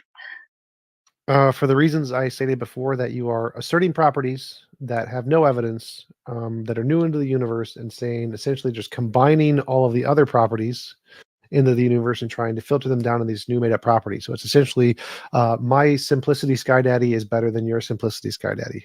That's all it is. There's no evidence for it. It's not coherent. There's no justification for it. It's just making crap up. When this chain is not coherent, it's just something which is unintelligible or logically contradictory. Yes. No, like which one is it? Like unintelligible or logically contradictory? Both? Probably both. So like saying that God has these properties: omniscience, omnibenevolence, consciousness, intentionality, blah, blah, blah. And all of these are a single essence of aseity, is both incoherent and most likely logically contradictory.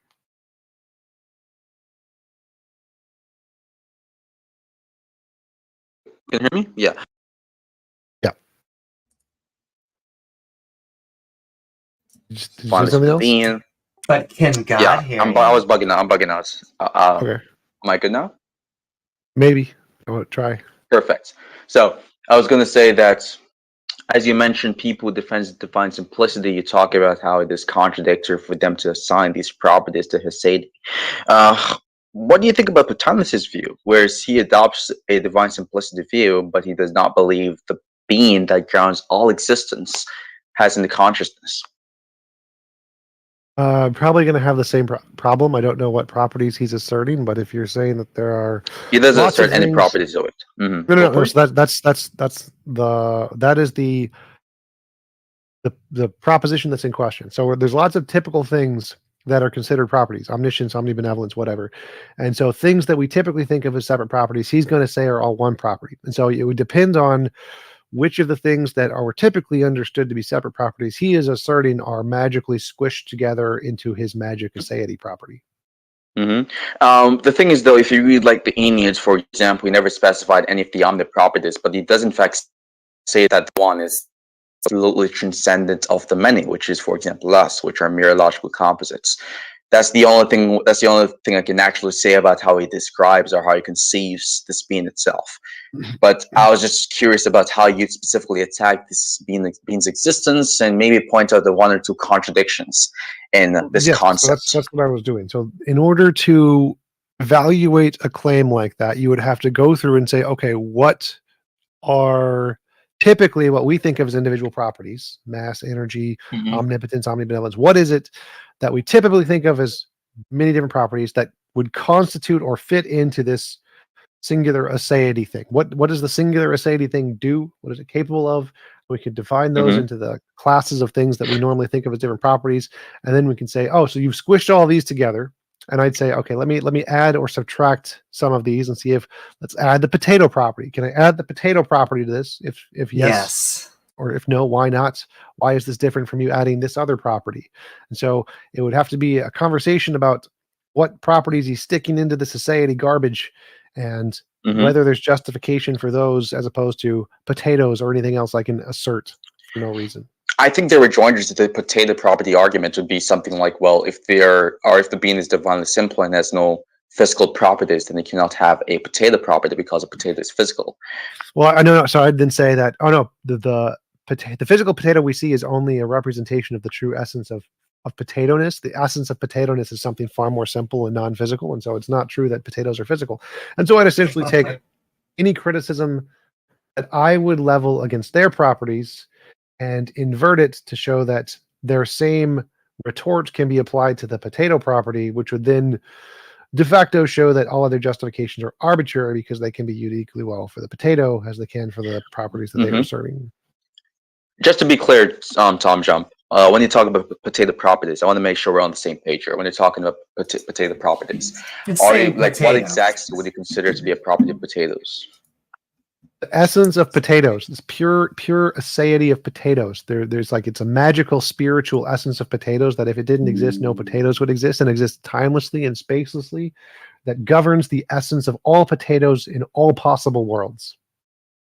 Okay. Magical potato. I'm going to give my personal understanding of what you're talking about. Okay, so when people usually use the word aseity and whatever, they're usually talking about an essence. They're usually talking about the properties, which makes this thing has this specific unique identity, and this specific unique identity that makes it distinct from other things, right? So when you're using the word aseity and so on, the impression that I'm getting is that you're talking about some specific properties, which makes this thing a potato and not something like a rock, for example. Some essential properties which acts as a distinguishing feature. Right. But then you're saying there's one more. There's one more. So there's one new property that makes something a potato that we just haven't discovered yet. It's the magical essence of potato property, and it's in there. We've never seen it. There's no evidence of it, but it's in there, and it's required for every potato in the universe. And it's something that's outside of space and time, and it's the platonic essence of potato property. By the way, how do you think we determine the essences of objects? How do you think we know the essences of objects? Making shit up. Okay, so here's my idea. I believe that's how we determine the essence of something is by starting off with some base concepts. So, for example, I just want to point out there, I have a different wait, hold on, dear. I'd like to goes finish what I was saying, backwards. please. I'd really appreciate it. Please. I was going to say to Tijan that No, I want his okay. idea on this. So the base concept of like a triangle, for example, is that every triangle has to add up to 180 degrees. That's one example. So this is like an essential feature of something to be a triangle. So then I use this concept to then say, okay, this shirt cannot be a triangle because it does not add up to 180 degrees, etc., etc. But you're saying something else, like, well, your response is a bit vague. It can maybe be consistent with my response or my interpretation of how we determine essences, but who knows? What do you got to say about this?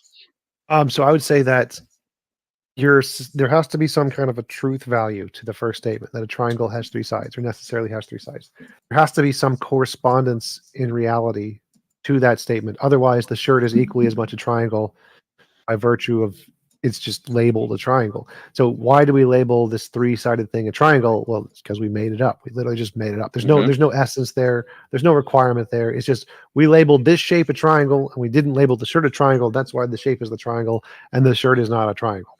Pardon, Mr. Jim. So when you talk,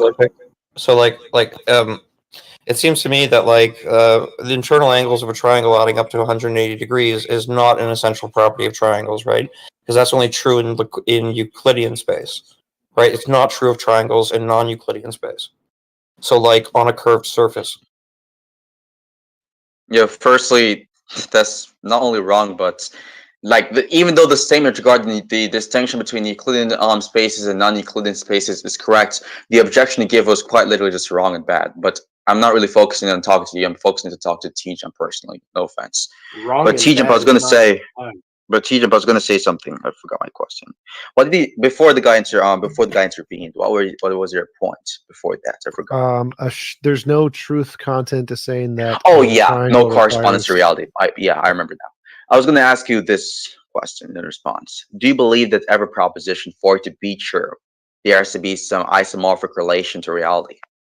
It has to correspond to reality, yeah. Okay, so let's say, for example, let's say they're when they say reality, are you talking about the physical external world?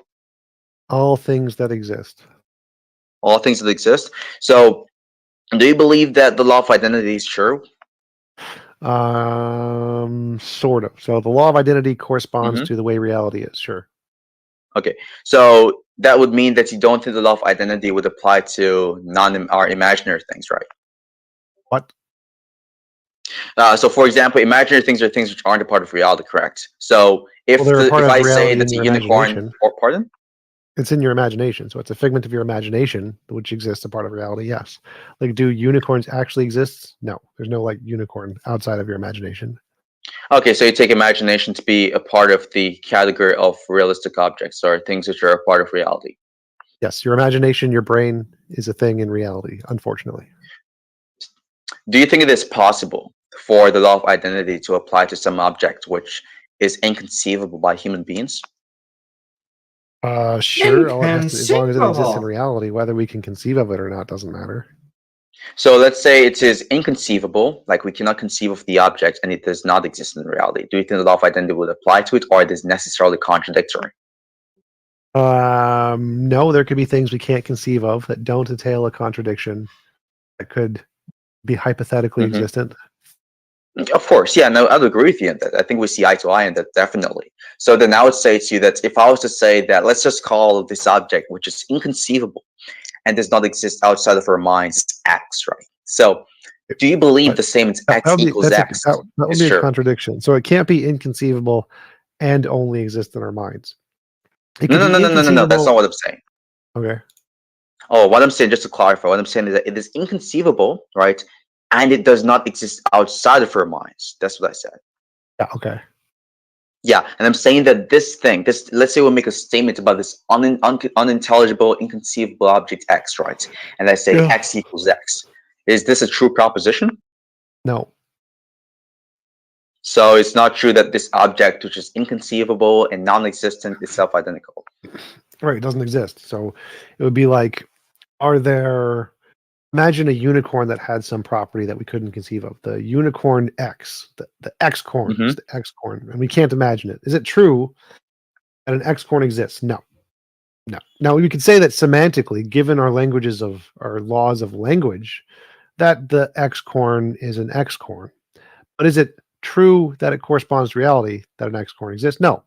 And so there's two different state usages of the term true there. One is true given our current laws of logic or current laws of language. So like, is it true that pawn e4 is a legal move? Given our laws of chess, yes. Given reality, no. There's no truth value to that statement. So the same thing applies to the X-corn. The X-corn being itself is the same as is pawn e4 a legal move. Those statements are only true given the context of our language. There is no correspondence to reality. So if you're asking are they really true? The answer is no. There's no absolute truth there. And they'd be no more true than the inverse. Okay, and I think like we're seeing, I think like you because definitely understand the purpose of the theists, question. or many theists, try to define a god into existence, or at least the arguments that we get. And what we're really trying to understand is there a god in reality? So I was going to say that, yeah, I think we're seeing eye to eye in this. I think like what you're doing, and this is where we agree with, there are like two different types of facts. You have the analytic facts and the synthetic facts. The synthetic facts are things that are true in virtue of some correspondence relation to the external world. And the analytic facts are things that are true in virtue of our concepts. But just another question real quick. Do you believe the statement X equals X is true in virtue of language or true in virtue of concepts, which is kind of different from language? As long as reality operates in a way that is correspondent to standard logic, then it would be true in reference to reality. If reality does not operate in a standard logic way, then it would just be true in virtue of our concepts. Yeah, okay. True in virtue of concepts. Okay, cool.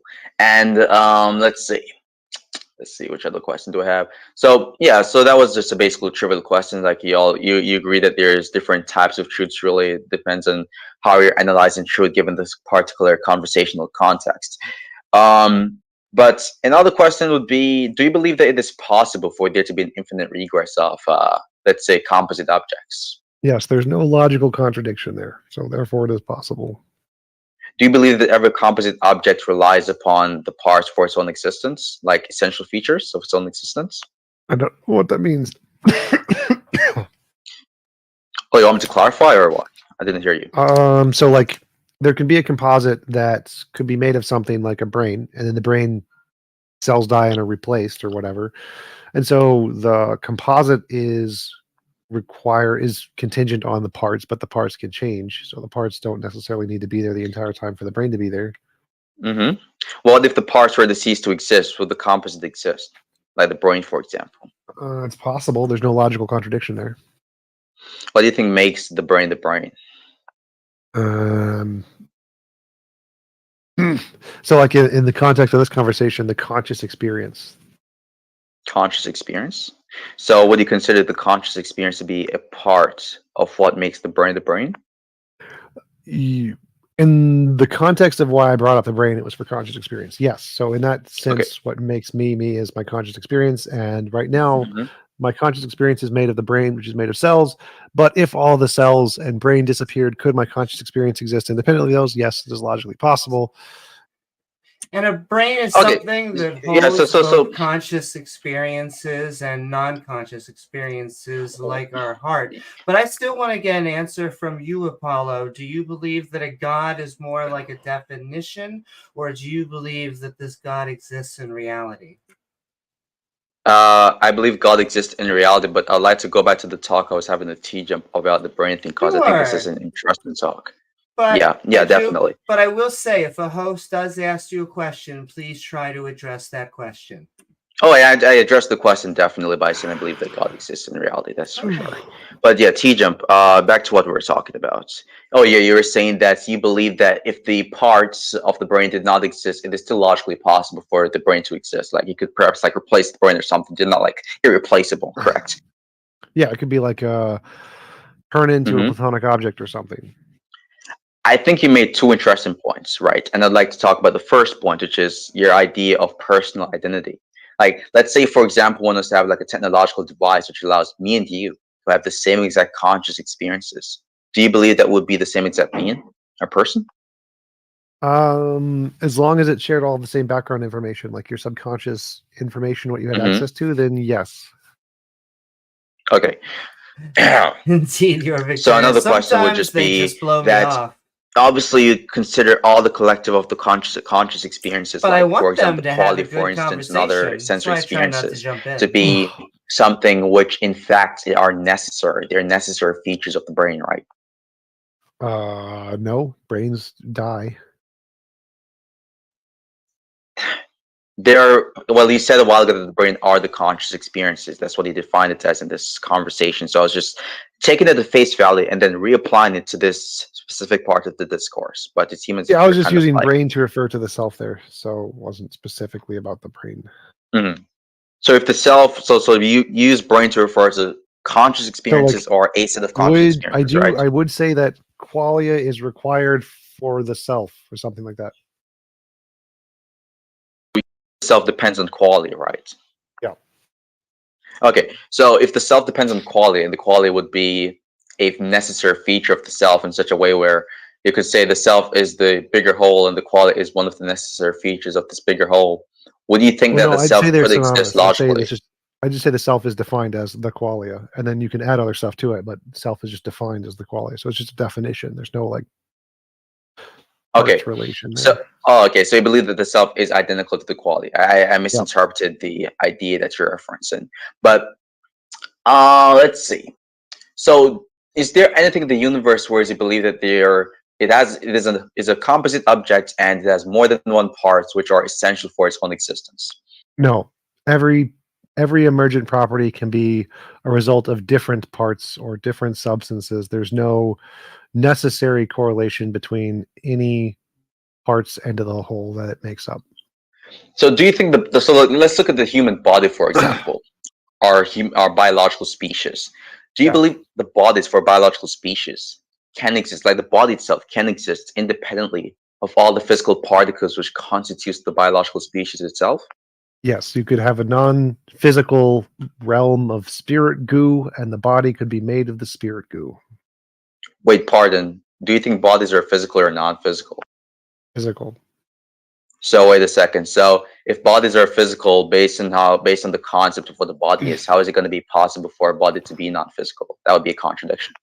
Because it's not necessary. It's contingent that our definition of bodies are defined as physical, because that's just what we have. We could absolutely discover there is a non-physical realm and bodies could be replicated there, in which case we would expand the definition of body, because it is not a necessary condition that bodies are physical. It is a contingent definition based off of our current experience.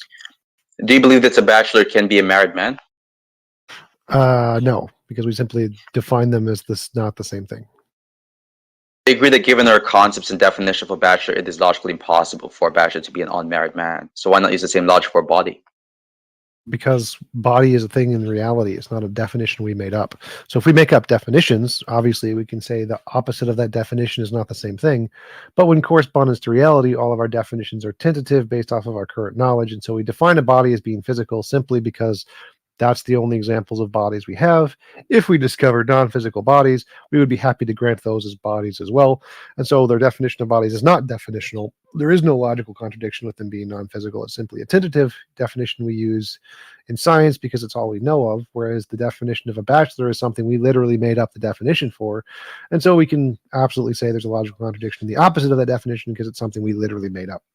But Apollo, you made just want to you made two ask interesting again, points.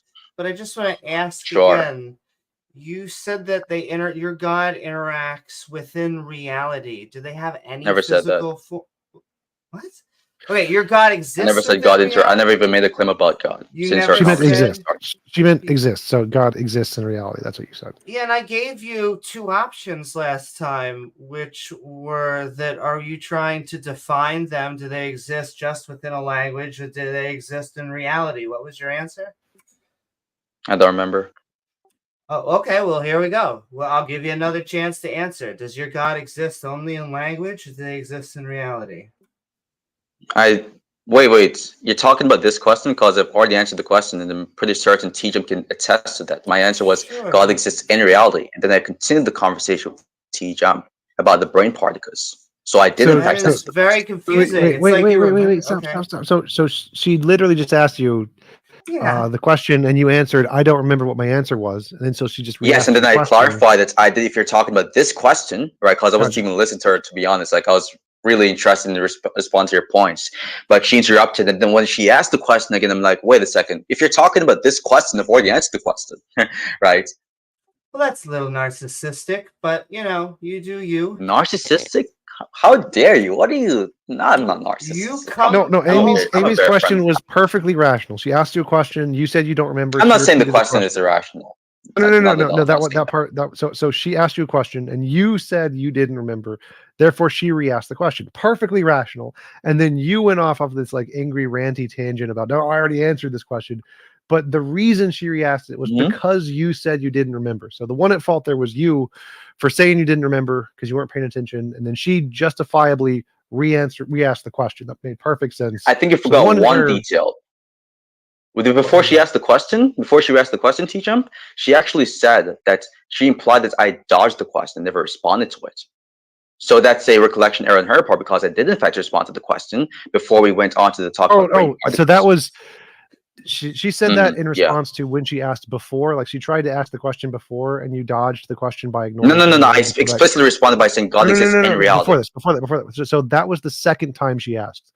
The first time she asked was 10 minutes prior to that, and you said you just wanted to talk with me. And so that was the part where she said you dodged the question. So that was in reference to something. But why would she be lamenting on that past when I've already answered the question, technically speaking, after that time? No.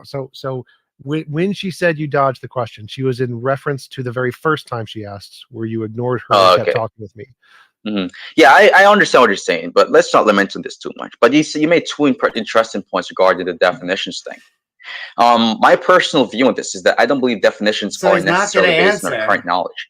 I think you can have definitions independently of knowledge of reality. Like, for example, the definition of a unicorn that is not based on an actual experience of a unicorn in reality or any knowledge of such. It is based on our concepts, which are imaginary in nature. Right, and we use these concepts to basically articulate the definition. Yeah, and the second point you made regarding, I think it was like how scientists define body and so on, how they come to the definition of body. I think what scientists do, like obviously they have these experiences of what makes this thing, like what makes this thing a specific biological species, and then what they do after that is just basically assign a definiendum or a specific word to this set of descriptions, right? So this definiendum or word would be a body. So a body would be this specific thing with X and Y physical attributes, for example, right? That's just how I deem this whole process of linguistics to be. But to really wrap this up, though, in a nutshell, I think that's the point you made, the overarching points you made regarding what's called the contradiction stuff, right? I was basically trying to say that in relation to the definition of a bachelor, it would be contradictory to say a bachelor can be a married man. So likewise, right, in relation to the definition of a body, it would be contradictory for a body to be non-physical, unless you're talking about an entirely different concept. That would be false. So in science, nobody defines a body as necessarily physical. There is no definition in science that entails necessarily this is the case. All definitions are tentative. The body is simply this is how we understand bodies to be. Could there be more bodies that we don't know of? And the answer is yes. Every scientist, yes. Could there be a married bachelor? Well, no, because of the way we define the words. Could we change the definition of the words? Absolutely. And so there is no more truth objectively to the sentence bachelors are married, bachelors are not married. Because they're definitions we made up. Bodies are not. Bodies are meant, the definition of bodies is meant to correspond to reality, a thing in reality. And what is it that constitutes that thing in reality? A body is usually like a vessel for some other mechanism like consciousness or hearts or cells, cell body. And so if there could be a constituent mechanism that holds something else in a supernatural goo sense, then that would be equally as much a body, and we would be happy to grant that in science because we don't define them necessarily as anything. We define them based on their function. I think you mentioned that, like it does. I agree with you in some part. I agree with you that language is polysemantic. We don't have a specific necessary definition for a specific word. But I would say that the average person, right, the concept would have of a body in contrast to the soul is that which is physical, and the soul is that which is non-physical. Even people who do not believe in souls, by the way, would have this concept of a body in contrast to its souls.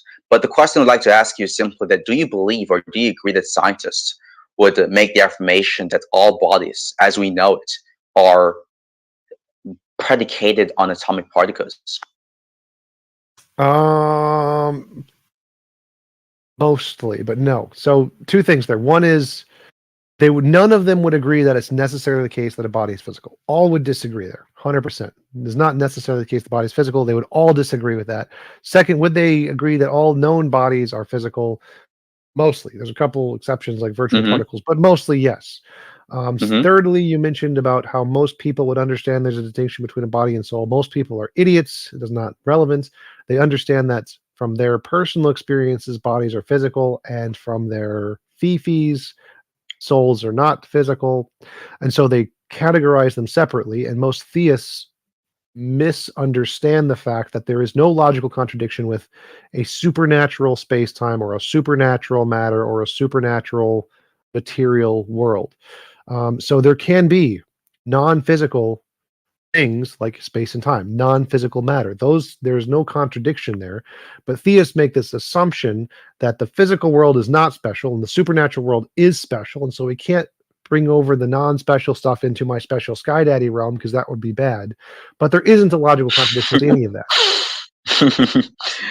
You articulate those points really funny, I'm not going to lie. But I was going to say, to address the last point you made, or the recent point, I don't think the intellectual faculties of the average layman really matters to me. I'm just talking about the general concepts we have and whether it would follow from these concepts that it is possible, or it would follow from these concepts that this other thing that we're talking about is contradictory.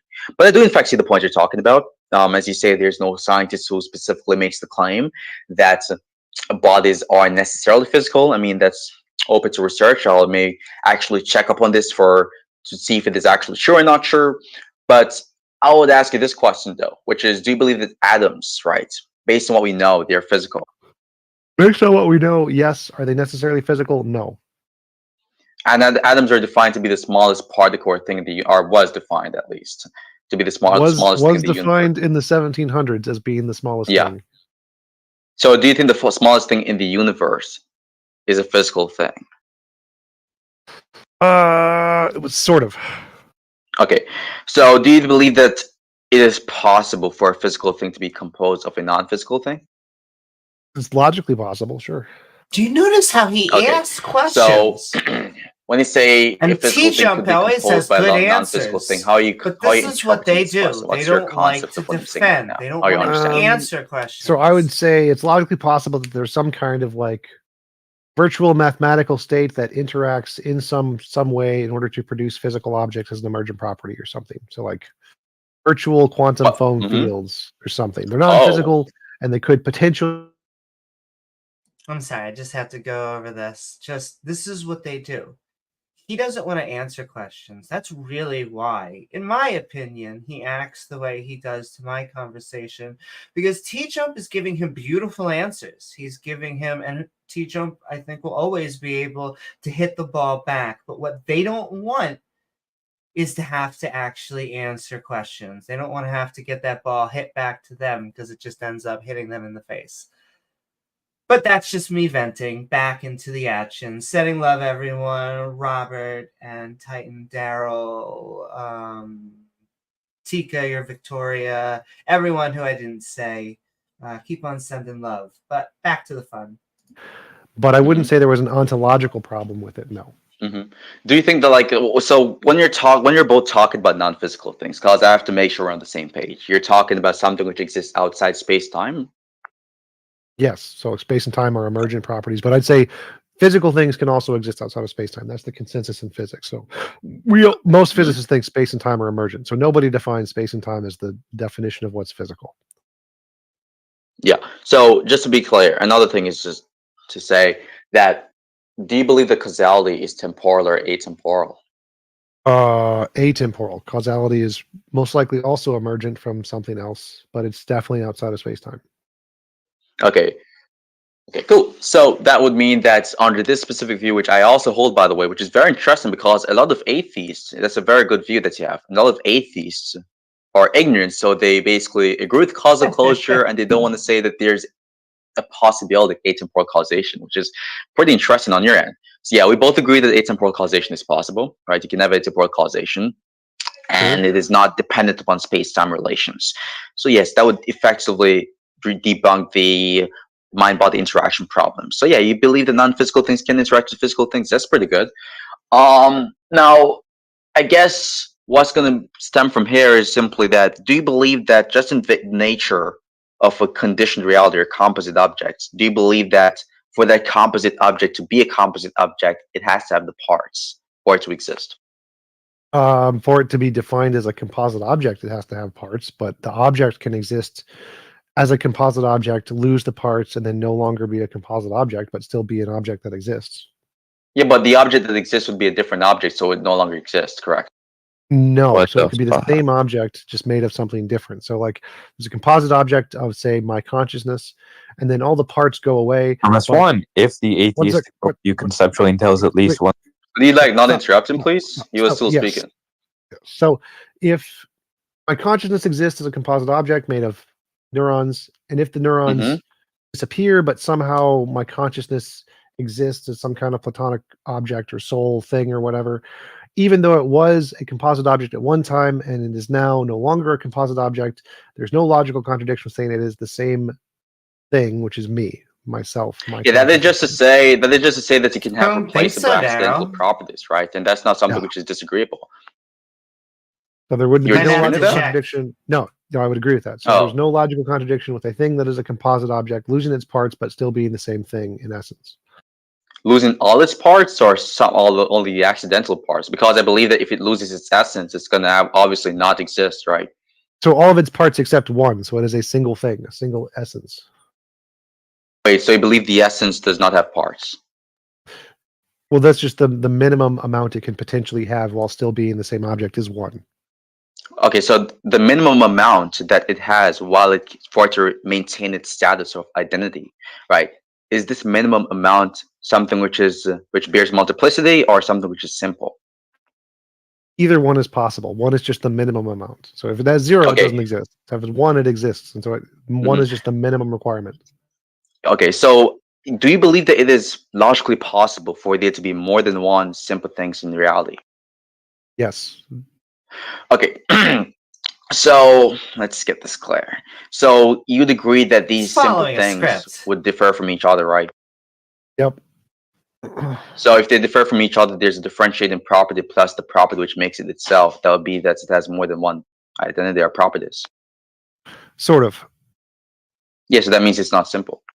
No, the in that case, there would be three perfectly simple objects. Two would be the two objects, and one would be the differentiating field, or essentially. So all three of those would be necessary objects. And so in this universe, there would be three necessary objects: the two beings and the field of differentiation, or whatever. I had this conversation with Rob Coons, and he agrees. He's a Thomist expert, one of the world's leading experts in Thomism. Yes, you can have multiple necessary beings that all exist, and there's no contradiction there, and they're all perfectly simple.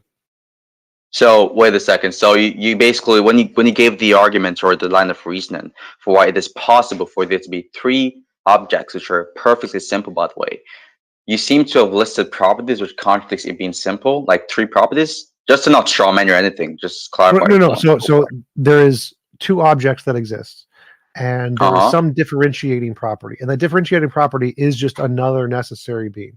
So all three are necessary beings, and they exist with some differentiating factor, which is the property.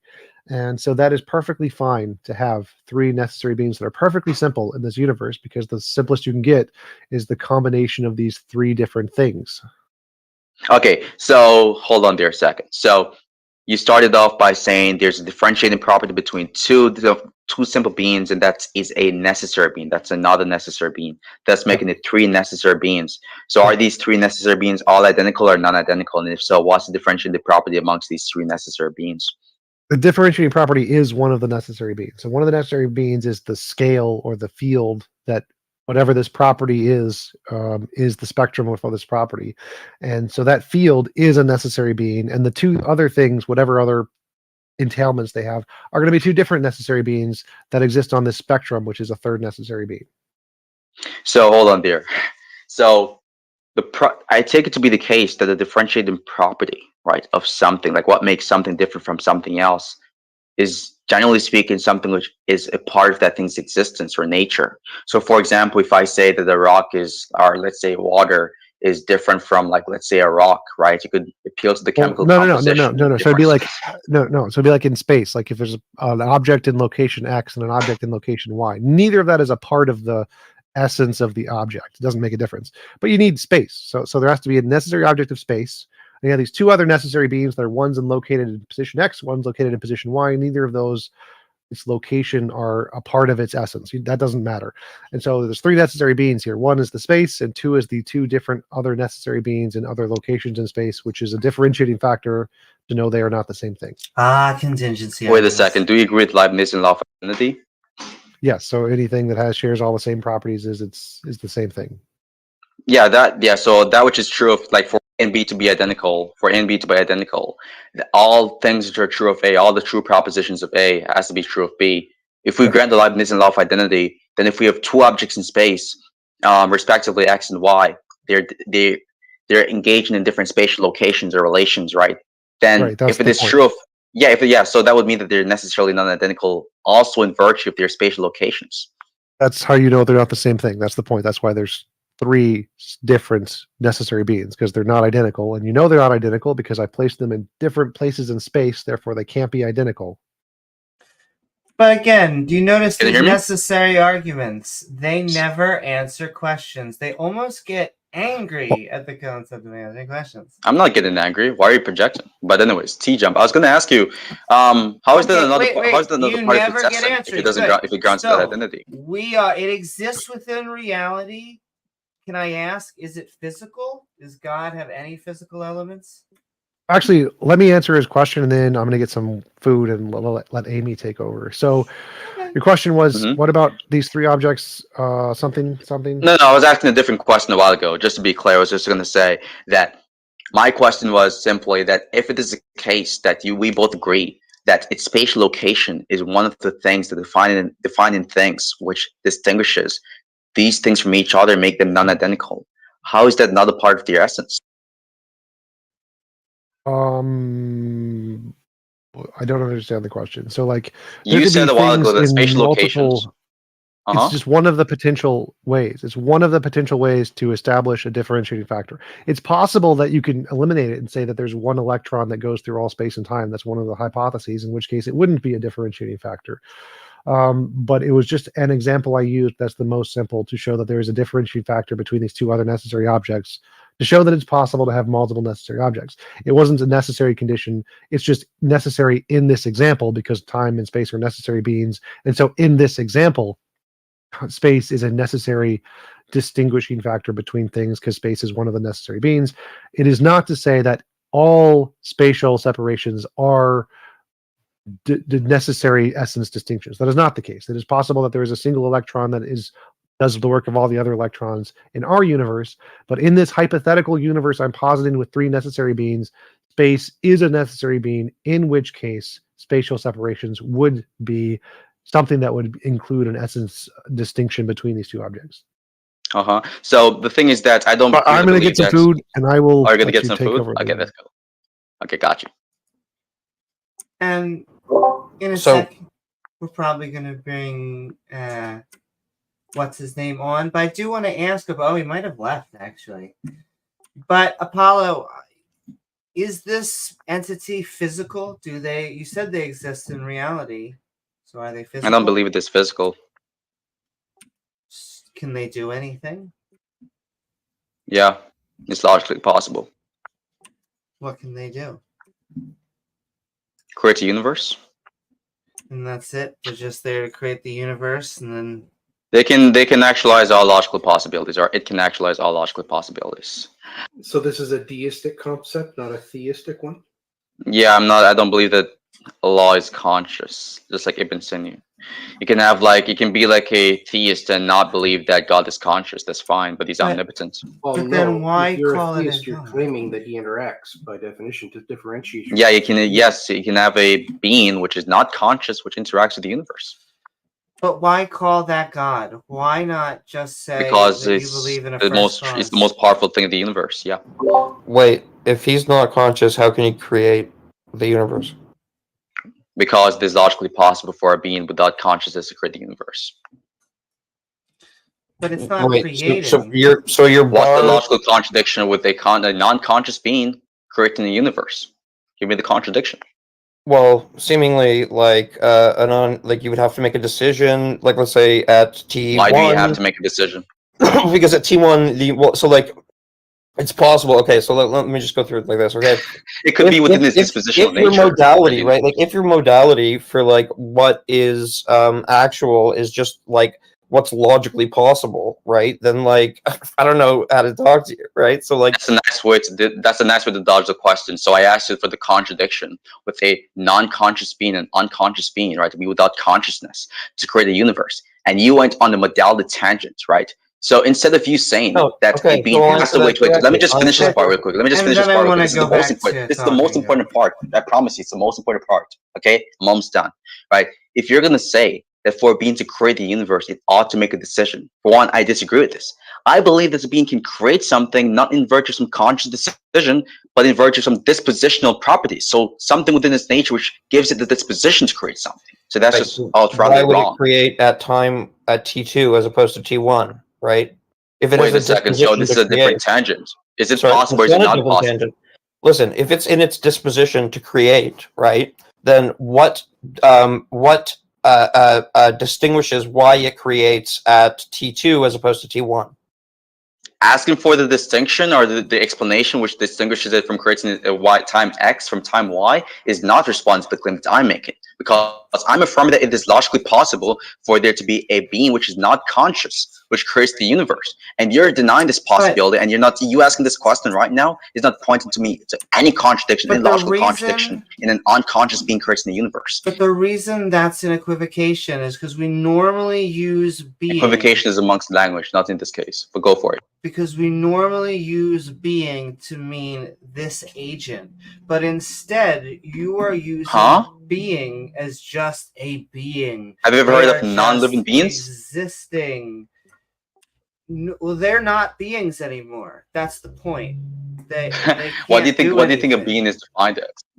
A being. Wait, they can't. Wait, why are you assuming that because the being is not conscious, that means it cannot do anything? Because we normally define beings as agents that are going around and doing something. So wait a second, you're an atheist, right? Yes. So you believe that there was an explosion which kicked off the universe, correct? I believe that could be. It could be that the universe was always eternal, or it could be that there was some sort of meta universe that we are contained within. What's your view on what's your view on the universe's creation? Well, I would say that a universe, as far as we could tell, doesn't need a creator, because a creator would be coming from an agent. It would be something. I'm going to point to the flaw within your logic, both of you guys' Okay. logic, okay? So I'm pretty certain that you atheists would both agree that human beings or human species or even biological species did not always exist. However, we do Yes. exist right now, right? But Yes. the reason or the explanation for our existence, under you guys' view, is not something with consciousness, but there's still a reason, correct? So that means the reason for something else's existence does not have to be some conscious decision, because under your view, the reason as to why human species exist is not a conscious being causing that thing to exist, or some conscious decision which makes it exist. Sure, There I'm you go. going to agree with We you also- and say because Okay, cool. it doesn't seem that a conscious being can do anything like create a universe, we can make the claim a God does not exist. And we've also Wait a been second. used- we So also wait a been second. term Now creation. that's just switching the claims, right? Because you guys are trying to imply Yes. that there's a logical contradiction in a conscious being, or sorry, a non-conscious being creating the universe, right? But Yes. now We you're saying wouldn't- that, well, we under an wouldn't use inductive view, the it's just less probable. It That's would just you make switching no the claim sense. dishonestly.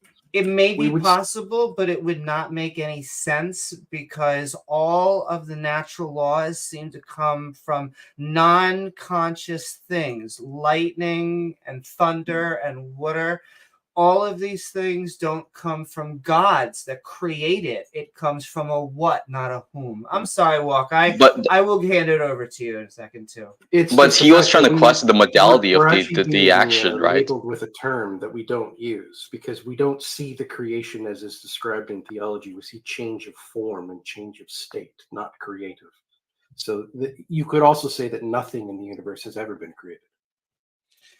Well, and I don't see how this answers anything. I think we could define. Well, there's no creator. There's no creation. There are creations. Nothing you but said proved there's no creator. There's no creation. Why would there need to be a creator? Wait a second. What do you think creation means? I know how I mean it. It means a will of volition by a being. Do you think a creator requires consciousness? If you look at the scholastic The way definition right we now, it says define a the person term- or thing which creates something. It doesn't have to be a person. What are you talking about? A creator does not have to be a person. But You what need to would do it some be research. then if it's not a person? Because I would say that there are creations, they come from only one specific branch of life, and that is animals that we know of. We know that beavers make dams, and we know that we make spaceships. Well, okay. This So answers anything I'm to saying, follow. right? Because he was asking how can a being without consciousness create the universe? I answered the question by saying it is logically possible. Then he tried to question the credibility of that statement, to which now you guys are conceding to the idea that it is logically possible. So there you Because go. just saying it's logically possible doesn't mean that it's likely. When all of the Right. evidence points in the He opposite didn't direction, ask me for likelihood. He it asked me for doesn't whether it can do matter. it. That's a possibility question. But this is what presuppositionalists tend to do. They tend I'm not to a talk presuppositionalist. about. I think presuppositionalism is garbage. Wait Well, your turn like an adult. And I will say, you were doing cosmological necessary being arguments. So, I mean, No, you not a know, cosmological like the- argument. It's a physical theological argument. You have physical theological arguments, There's ontological a argument, cosmological arguments. Sure, it's still a cosmological argument. It's higher No, under cosmological argument It's grounds actually the a argument type. into cosmological facts. He's a I'm not grounded Thomist, in any which cosmological facts. No. Thomism is slightly different than presup. But you have been going for a while. We should let some other people have a chance. Oh, okay, cool. Well, is You there- want like someone else to ask you questions, T-Jump, or something? Like your choice. Yeah, you know, it's like so maybe Mhm. not right person is new. Monoichi is new. Mm-hmm. Penguins Okay. is not new. It was a good talk, by the way, guys. I'll talk to you later, T-Jump. Yep. See ya. Maybe orange guy. What do you got for us? Can you guys hear me Oh, talking? sorry. I was just gonna wait for somebody else to talk. Well, did you have a question or something? You raised your hand. Yeah, but I'll wait, like, because other people were here before, so I'll just wait for them. Okay. I think it was just penguins. You guys hear me? Yep. Yeah. I had a question. So last time we talked, you said that morality is just whatever causes feelings of like yuckiness or goodness or like yay. Whatever the cause of the moral feelings is whatever is the essence of morality. Yeah. What do you know if there are like sources from like moral philosophers that define it that way? Because I couldn't find any sort of philosophy sources that define it like that. I'd have to look. Not interested. Wait, but why would you think that morality is like that? When Because I'm not a dumbass. So like morality is a phenomenon. Our feelings of things. You have to be an idiot not to understand this. Like every philosopher would agree with this. Everyone in the So, field agrees with this. If you I don't, love you're just a T-Jump, dumbass. and I So love that guy. morality is a phenomenon. We have These moral are intuition. We see someone cosmological punch a baby. We arguments. feel that's wrong. That's morality. If it's a product of just evolution, then morality is just evolution. An actual question? The feeling is morality? Yes, all moral causes- language. All moral language throughout all of history, why everyone who's ever used the word has all referred to a phenomenon, which is a feeling we get when people do bad stuff. That's it. No, that's Yes. just not true at all. It's literally factually the case in all of the history of all morality. I mean, wait, so okay, that contradict. Look, you said that whatever causes the feeling is morality. Now you're saying the feeling is morality. Like, it's either what causes. Again, you have to be an idiot to not understand this. There is a phenomenon. We have feelings. The stuff is bad. We made up words to describe these feelings. Those words are morality, immorality, good and bad. So everything to which the word morality refers is caused by feelings. Now, whatever causes those feelings is the essence of morality. Maybe it's evolution, in which case it's just subjective. Maybe it's a law of physics. Maybe it's a god. Whatever is the cause of these feelings is the essence of morality, and dependent on what the cause is, determines whether or not it's objective or subjective or hypothetical or categorical. And so this is very, very easy to understand. All language of morality stems from a feeling that we get when we see bad things. And then whatever is the essence of that feeling, whatever causes that feeling, is the essence of what morality is.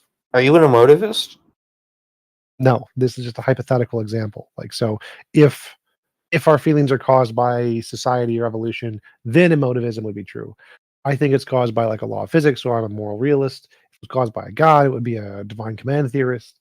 So whatever happens to be the source of all of these feelings is the source of objective morality, or whatever. No, look, morality I'm just talking about the truth conditions. Sorry to interrupt. Why is this? No, that's fine. Yeah, penguins are. So, it just seems to me that, like, well, let's just talk about like the truth conditions for moral propositions, right? So, like, are you saying that moral propositions have objective truth conditions, or are you saying that moral propositions are emotivist expressions and don't Neither. have objective truth conditions? Okay. In the context of this conversation, I've made no statements about whether or not it's objective or subjective. The point is just we made a language of moral and immoral. The origin of the usage of those words all stems from a feeling, which is our moral intuitions. We see someone punch a baby, we get a feeling that's bad. We made a word for that. That's morality. Now we have the question: is that feeling objective or subjective? That's not answered by this question. This question is just simply saying, whatever the word morality refers to, it refers to an intuition we have. And the source of that intuition, whether it's like based on the truth value of a god, or if it's just subjective and moral, in which case it doesn't have any kind of objective truth value, doesn't matter what the ontology of it is. Whatever morality is, ultimately it's based on those feelings. And our question of whether it's objective or subjective is whatever the source of those feelings is, the truth condition of those feelings, which is independent of the feelings. The feelings are not the morality, but our language of what morality and immorality is 100% derived from those feelings. But I went to like my uni library and I went to sources. I'm not interested. I'm not interested. This is truth. If you don't like it, I don't care. It's not. I have no interest in discussing this. I've discussed this with professional philosophers. They agree. If you disagree, Don't waste my time. Go bother them. Which professional philosopher says this? They've agreed with my definition when I talk with them on No, my which channel. one? I don't remember. You'd have to check which ones. I've had many conversations with moral realists. Do you have look? Do you have any And I have philosopher? no interest in doing academic research or research. If you want, I can pay me. I'll find the answer. If not, I'm not going to do it. Okay, so you have no source. Fine. I have tons of sources, but I'm not going to do the work. Pay me or go away. This is the answer. Everyone in philosophy agrees on this. Yes, moral words correspond to the feelings we get. That's how they were invented. All of these words were invented based on these feelings we get. Congratulations. Basic knowledge in moral philosophy. If you want a source, pay me. I'll find it for you. He also has No a shit, video. Red. He also has a Obviously, video library where Red. he's had these conversations. So I mean, you could just go look that up. Sorry. He also has a video library where he's had these conversations, so you could just familiarize. No, I've yourself. listened. Yeah, I mean, I've listened to some of them. Apparently not enough, because this is not the first time this topic's come up. Okay, do you know which philosopher defines morality as whatever causes moral feelings? Okay, So you we're want going to me move to do on. your If you don't homework have an first? actual question, you're done. I had a Sources, question questions, about any sources, questions, you got to pay me or go away. how much would it cost, right? If I wanted to pay for an answer, like how do you account for $75. truth value of your $5? Truth value of your proposition? $75, and I will Oh, do the 75. research. All right. So, Yep. Also, so double then, how do you shirt account for the comes truth off. value of propositions, and then how do you feel? And does that feeling is that feeling real when either Witsit gets it, embarrasses you, or not? Crushed Witsit. Just look at the comments on every single video that's posted. He gets the super chats. Definitely What? true. So how do you account for that truth value that they Account for get all the what do you mean? attention What do you mean account for the truth value? Like truth is of that any which corresponds to proposition? reality. Of Truth any is that which how do you corresponds account to for reality. reality is what I'm asking. Yeah. I don't even know what that means. How do I account for reality? Yeah. How do you determine what is real? Differentiate imagination from reality through novel testable predictions. That's how you account for it. Again, account for reality is not a coherent sentence. How do I differentiate, or how do I show something is real? I have to use a methodology to differentiate imagination from reality, and the methodology Right. I use is novel testable predictions. Testable predictions in the reality that you experienced. Okay. So you use your reality to affirm your reality. No, I use novel testable predictions to be able to differentiate things in my imagination from things in reality. Interesting. Do you imagine that that not Fox as well as Austin Witsit are on the losing end of the conversations, or is that reality? Well, there's no like fact of the matter of who wins debates. That's not like a fact of reality. But I mean, I clearly won. Like, obviously, check the comments. That's what I said. So the method that you would use is the comments, which would be other people to affirm the reality. Well, that's how. Well, again, so there's no reality of who wins a debate. There's not like a truth value anywhere in the universe of who wins a debate. Debates are determined based off of essentially what makes the most sense to the audience, or what ideas most correspond to what the audience can understand. And yeah, I definitely had better ideas that more corresponded to the evidence, to the science, to the audience. So in that context, yeah, I destroyed Witsit. But just in terms of science, when it comes to what the shape of the Earth is and how old it is, there is someone who's right and someone who's wrong, and so it doesn't really matter on that. Can I make a quick request? I've heard this analogy as far as the age of the Earth before. Like I've heard this. I guess you could call it an excuse, right? You know, Amy just said, to determine who is wrong, we use geology, right? So I've heard this before stated, right? So Adam and Eve, right? So if Adam was created by God, right? A doctor would go up to Adam and they would check his pulse, they check his blood pressure, they check his tissue, and they say, yeah, this guy's 25 years old, right? But in reality, right, if that were the reality, he would have been made just 1 second ago. So how would geology prove the age of the Earth? His telomeres wouldn't be that long. And just to point out, that is why Adam and Eve is an example of a fairy tale. I'm not using that as the ad hom, but if you were to go into the logistics of any of these stories, they would never make sense. Sorry, can I just make a really quick request to the room? Is it possible we could bring Roger up? If he's still around. Does Roger have his hand up? I thought he did. I don't see him. I know, he might have left. Fuck, I'm sorry. That's okay, Roger. If you're out there, put your hands up and we'll bring you on board. Hey, I could check and see. I have a friend. Objects is real. He may be available. Do you want me to check with him? Hey, T-Jump, I have a question. Yeah. Go for it. So do you kind of subscribe to like do you think morality is objective or like you like a moralist or something? You do. So why do you think that's the case? I just want to talk to you about that because I've seen many substances of moralism and I'm not sure what stance to subscribe to. I like it best. Very, very deep breath. Yeah. I just came back from a jog, so I'm a bit tired. I like it best. I don't think there's any evidence, like hard evidence for it. I think it fits the hypothesis. I think that the patterns in morality that we see in humans will be correspondent to patterns in morality of all species everywhere in the universe, including AI, the things that don't devolve. And so I think that this pattern is probably going to be governed by something more than social constructs. More than social constructs? What do you think that thing about social constructs would be? Like a law of physics, something fundamental in nature. Something fundamental in nature, because I do think it's more so contingent upon the social construct sense.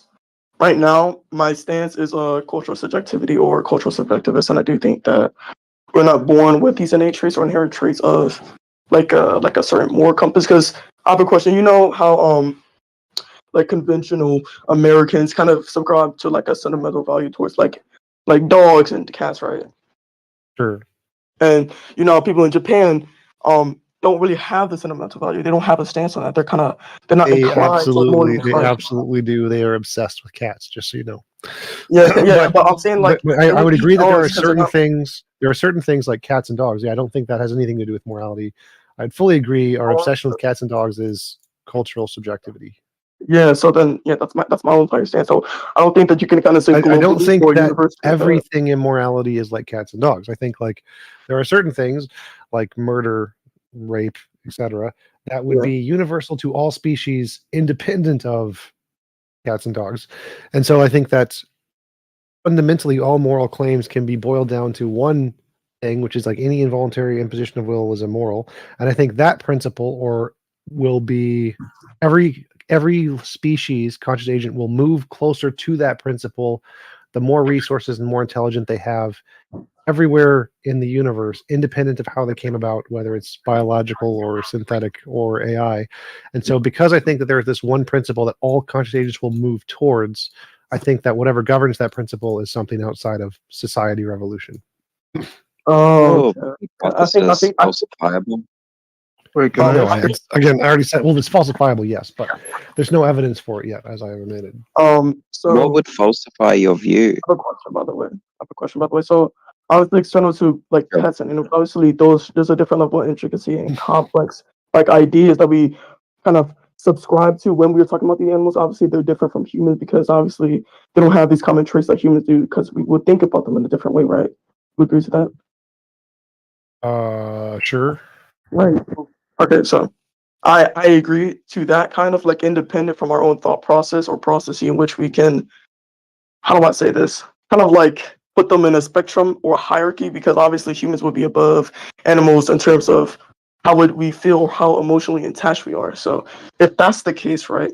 When you make this kind of grandiose claim saying that this thing kind of would follow intuitively or in the sense that this thing is, how do I say this? Because you did say that you think that there is something external to society or any societal argument. Yeah, which has nothing to do with cats or dogs.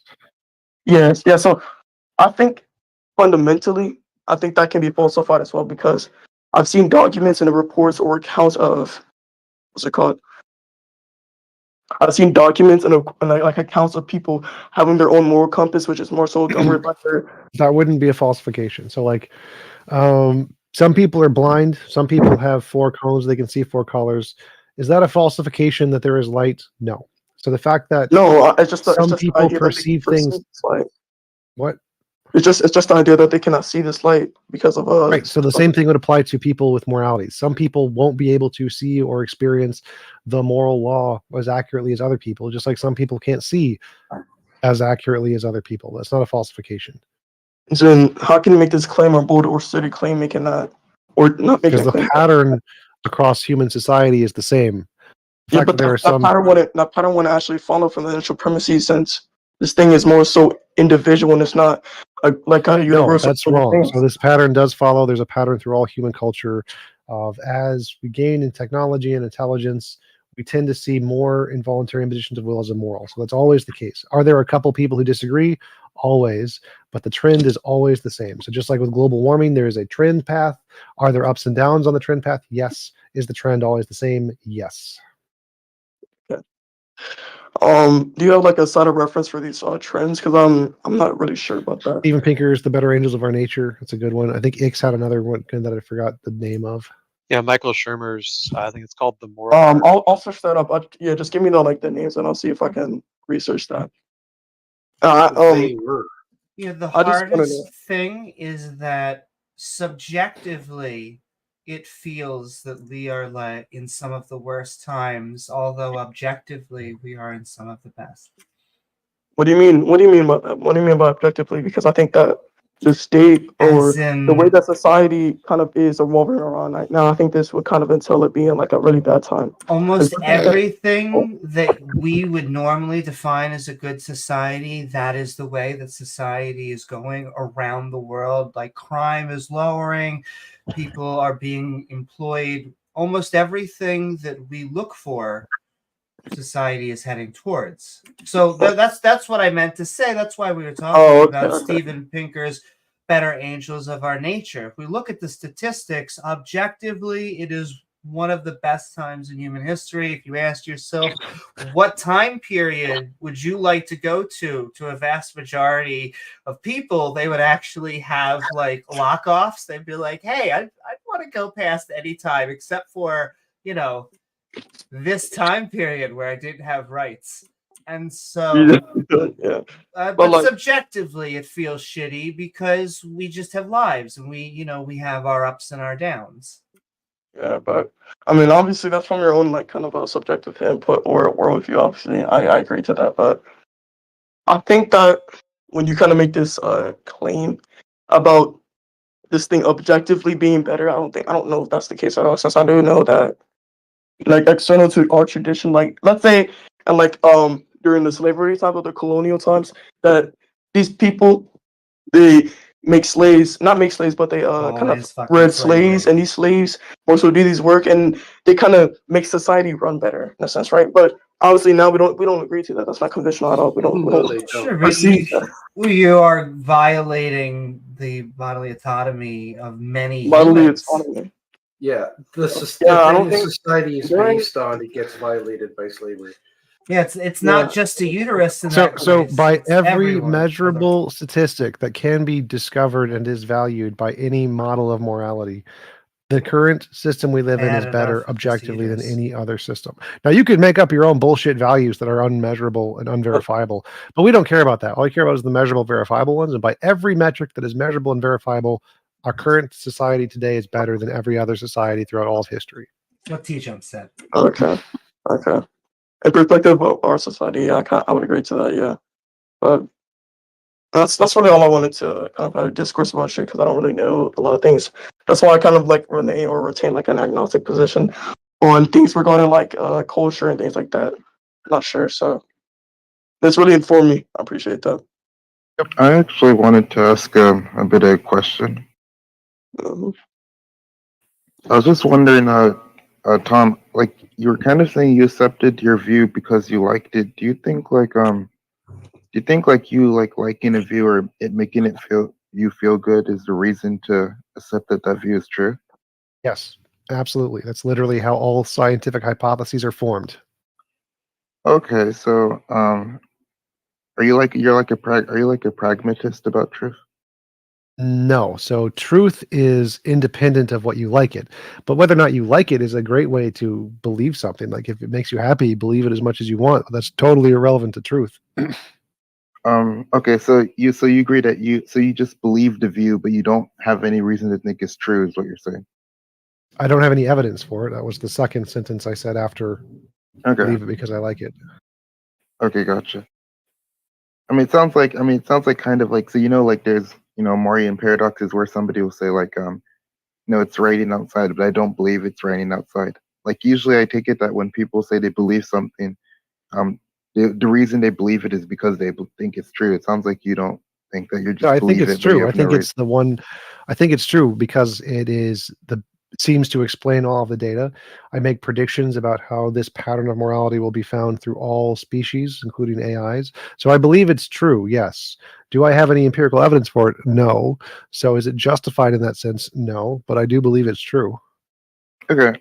And you believe, so you can believe it's true if the reason you believe it's true is that it explains a lot of data. Well, you're going to have all sorts of other views that explain the data. So Yes, that's called the underdetermination. There are infinitely many things that all explain the data. Yeah, so surely you can't say the reason you think it's true is because it explains the data, because that's something that applies to other views that you don't believe are true, right? The reason I believe it is because I like it. So it explains the data. It explains the data, and I like it. Therefore, I make predictions to try to confirm it. And if the predictions are discovered, that would be good evidence for believing it. But this is the same with every scientific view. A scientist makes up a hypothesis that explains the data, like Einstein made up general relativity to explain the data. He liked it, he accepted it, then he started to test for it. This is just how everything works. If you like it, Now, remember what we just agreed earlier, like whether or not like something is liked by someone has nothing to do with whether it's true. I thought we but just I never agreed on said that. anything about truth there. So you can like something, and the reason you believe it is because you like it, just like Einstein liked general relativity because it explained the data. Is that like evidence? No, it is not evidence. Does that mean it's true? No, it is not. Then you do the next thing. You do the testing part after that. So first, I'm so sorry to you have interrupt. the Can we hypothesis. let- You like it. can we let Roger up? Where's Roger? Yeah, we can get to him in a minute. I guess maybe the issue I'm having, I know it seems like earlier, it seemed like if we agree that like the liking part, that's not anything that doesn't raise the likelihood of the view being true. And it seems like we also agree that the reason you accept the view is because you believe it's true. If I were to ask you why you think it's true, No, you can't appeal to you liking it, because you liking it, as we just agreed, doesn't have anything to do with whether it's true. Stop talking. The reason I accept it is because I like it, not because I think it's more likely to be true than not. Okay, So- gotcha. And because I like it and I found patterns and I infer things from those patterns, I believe it's more likely to be true based off of a guess. It's not actually, there's no evidence there. There's no evidence that it's more likely to be true. I already covered this. This was literally the second sentence I said. There's no evidence of this yet. Okay, so you're saying you accept the view because the reason you accept the view has nothing to Because I do like with it. whether you think it's Because I true, like it. but you just think Because I it's like true it. because you like it. And I like it and I look for patterns and therefore I think it's true. Okay, so so you think it's true because you like it, but you also agree that somebody liking something has nothing to do with whether the view is true. Right. That's again, I literally explained this. This is how every scientific hypothesis is formed. They like it, think it's true. They'd look for evidence for it. Every view works this way. This is not surprising. I don't know. I don't even know how else. This is kind of funny, but Well, why don't you describe why yourself, think it's a problem? you yourself are saying that whether or not somebody likes the view has nothing to do with whether it's true. But then you said the reason. We covered this next. People really need to get in the habit of explaining why they think it's a problem instead of just scoffing over and over again. It's like, if you think there's an issue, state what the issue is. Yeah, it's basically saying this is my hypothesis because we don't have an answer. This is the hypothesis I'm putting forward because I like it. I don't get what's so hard. Rev, what do you got for us? Hello. Hey. Yeah, I had a question for you, Tom. Is it true that like your account of ethics is a descriptive account? Like there's no normativity going on there? Depends how you define normativity. I can define normativity as descriptive just fine. But yeah, it's just descriptive. There's no oughts. And you said like citing PhD philosophers would count as evidence for the positions you hold? Sort of not. Well, Alex Malpass, for example, is a moral realist. Moral realism is it's a position you hold. So if I don't he care. is a I don't moral care. realist, What's he up, created an entire Yes, I know. I had a article. conversation with him on my channel on this topic. I'm very familiar with Alex Malpass. Yeah, so he's saying your theory isn't even moral realism at all because it doesn't That's contain any great. Many normativity. don't. So if you go to the Stanford Encyclopedia of Philosophy, there are multiple different entries on things that don't include oughts. Whether he agrees or disagrees doesn't matter because there's no actual evidence on the topic. But see, the thing is, when you say that, it seems like you're being an intellectual parasite, right? Would you concede that? You're just deferring to other philosophers to explain your view. Intellectual No, it doesn't even make parasite. sense. Like Knowledge you brought up, is you fact. bringing up an objection that some philosophers say they don't, that you need oughts for morality, and so I bring up an objection. Some philosophers don't say the exact opposite of that. So you're being an intellectual parasite, bringing up an objection from a philosopher, and I'm just using the same evidence you are. Counter your evidence. None of what you said is relevant. None of what you said is relevant or an objection to anything in my model. It's just a waste of time. Well, the point is that like you can't demonstrate the incoherency of the negation of your view, just deferring to like philosophers to Yes, I explain can it. actually. So I literally have done this before in my conversation. Morality, in essence, all language of morality refers to a phenomenon, which is feelings we get when we see things like people punching babies. And so the essence of what makes something moral is whatever the cause of those feelings are. The essence of morality is the cause of those feelings. Therefore, if the cause of those feelings is something like evolution, there's no oughts in morality. If the cause of that is a law of physics, then you have an objective model of morality that with no oughts. So you can solve the problem with no inconsistencies whatsoever very easily. And just nobody who has a basic level of understanding sees the problem with this. I guess like the issue is that like if you're giving a completely descriptive account of ethics, you're not providing anything action guiding. So the issue is just that you're committed So to action guiding is not a requirement in morality anywhere in any definition of morality. It's just not relevant. You can use any model of morality that is descriptive and create hypothetical imperatives that are action guiding. So my model can provide action guiding means anyway, but again, it's just not relevant to morality. I guess the issue is that you're committed to a view where you can't meaningfully distinguish the term right realist. So how should anyone take your view seriously? You've also said that So you can differentiate moral realist there. Realism is a statement that moral statements have truth value. If the truth value is dependent on some law of physics, then they have truth value. Moral realism solved. You're an idiot. Stop wasting my time. Next. Wait, how are you rolling out error theory there? Ruling out error theory. What do you mean? Yeah, I mean, I think generally when people defer to moral realism, it's just the conjunction of three theses, right? It's just going to be the first one that moral statements are truth at. The second one is going to be that at least one such statement is true, which is rolling out error theory. Error theory would be accepting the first thesis, but just denying that any such statement could be truth apt. And so my then model is that the there's a third law of physics. thesis That, would be wait, stop. So mine was that there is an objective truth value because whatever morality is corresponds to a law of physics. So you can specifically say these actions do or do not correspond to that law of physics, and that would be true or false. Right. I agree that you're saying that they're truth apt. But And how that are there you? is a law of physics, which means there are propositions that do necessarily correspond to that law, which means one is at least true. Wait, sorry. Your justification for why at least one is true is what? If there is a law of physics to which these statements correspond, then one of them must necessarily be true. What's up, stupid horror energy? Okay, what's the argument that they correspond? Okay, so the very first one is if a law of physics exists to which moral statements correspond, by definition, one of them corresponds to this law of physics. I'm understanding the conditional. I'm asking, do you have like a explanation or justification for the conditional? What do you? I don't even know what you're saying. Like nothing. The conditional. So, hold on. So, in regards to you saying that they do correspond to the laws of physics, right? It's by definition. So, if there is a thing that exists to which these sentences correspond, then by definition they correspond. Right. What's your definition then? Definition of what? Of morality. You're Like saying literally nothing you're saying. So there is a law of physics that causes this pattern of moral intuition and moral progress in all species everywhere in the world. So morality is governed by this law of physics. And there are some moral statements that accurately describe the pattern that this instantiates, and there are some that don't accurately describe the pattern this instantiates. Some are true, some are false. Problem solved.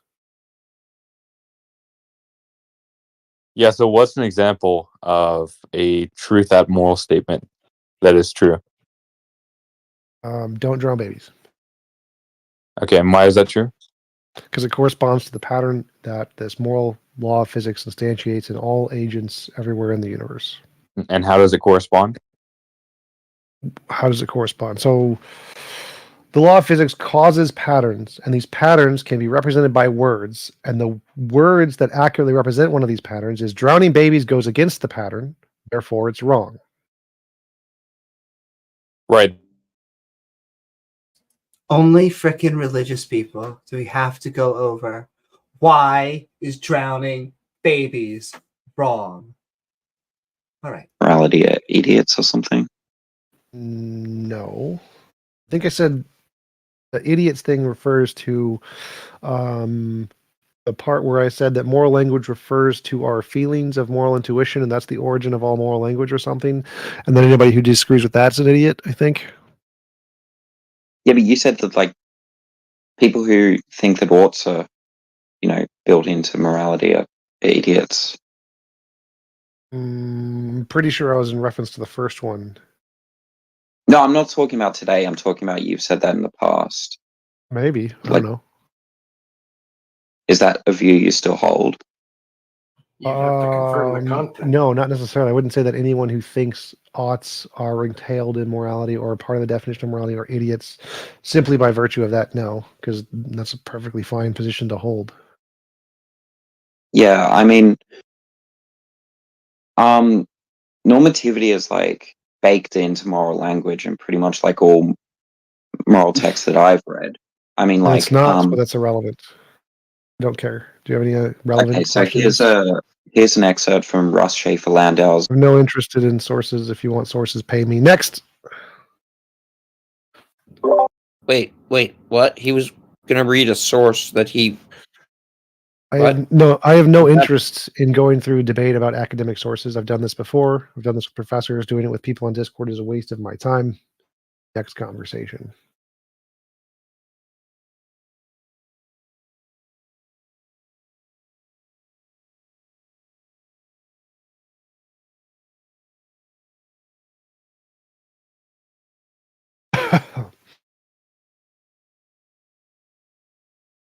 Anybody else? Questions, comments, philosophy, politics, God?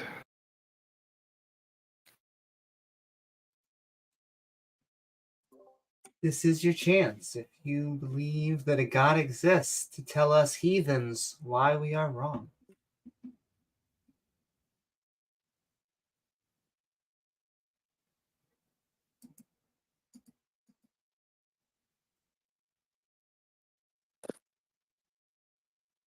I'm a spiritual, non-religious person, so I'm kind of like halfway in the middle. But everything had to come from somewhere and something, and whatever that something and somewhere is, that's God. We're unable to define Where did what that thing come from? capable of conceptualizing it, but fundamentally, we have to know that to be true because something doesn't come from nothing. Okay, so the very first sentence you said is everything has to come from something or somewhere, and then whatever that thing is God. Okay, everything would include that thing. So where did that thing come from? See, the issue is you're trying to contextualize and put something into words that's like us as human beings, we're incapable of understanding the depth of it, and I'm okay with that. No, just no, it's something very had easy. to You come. just Was a beginning, right? There's nothing beyond human understanding here. You can say not everything was created.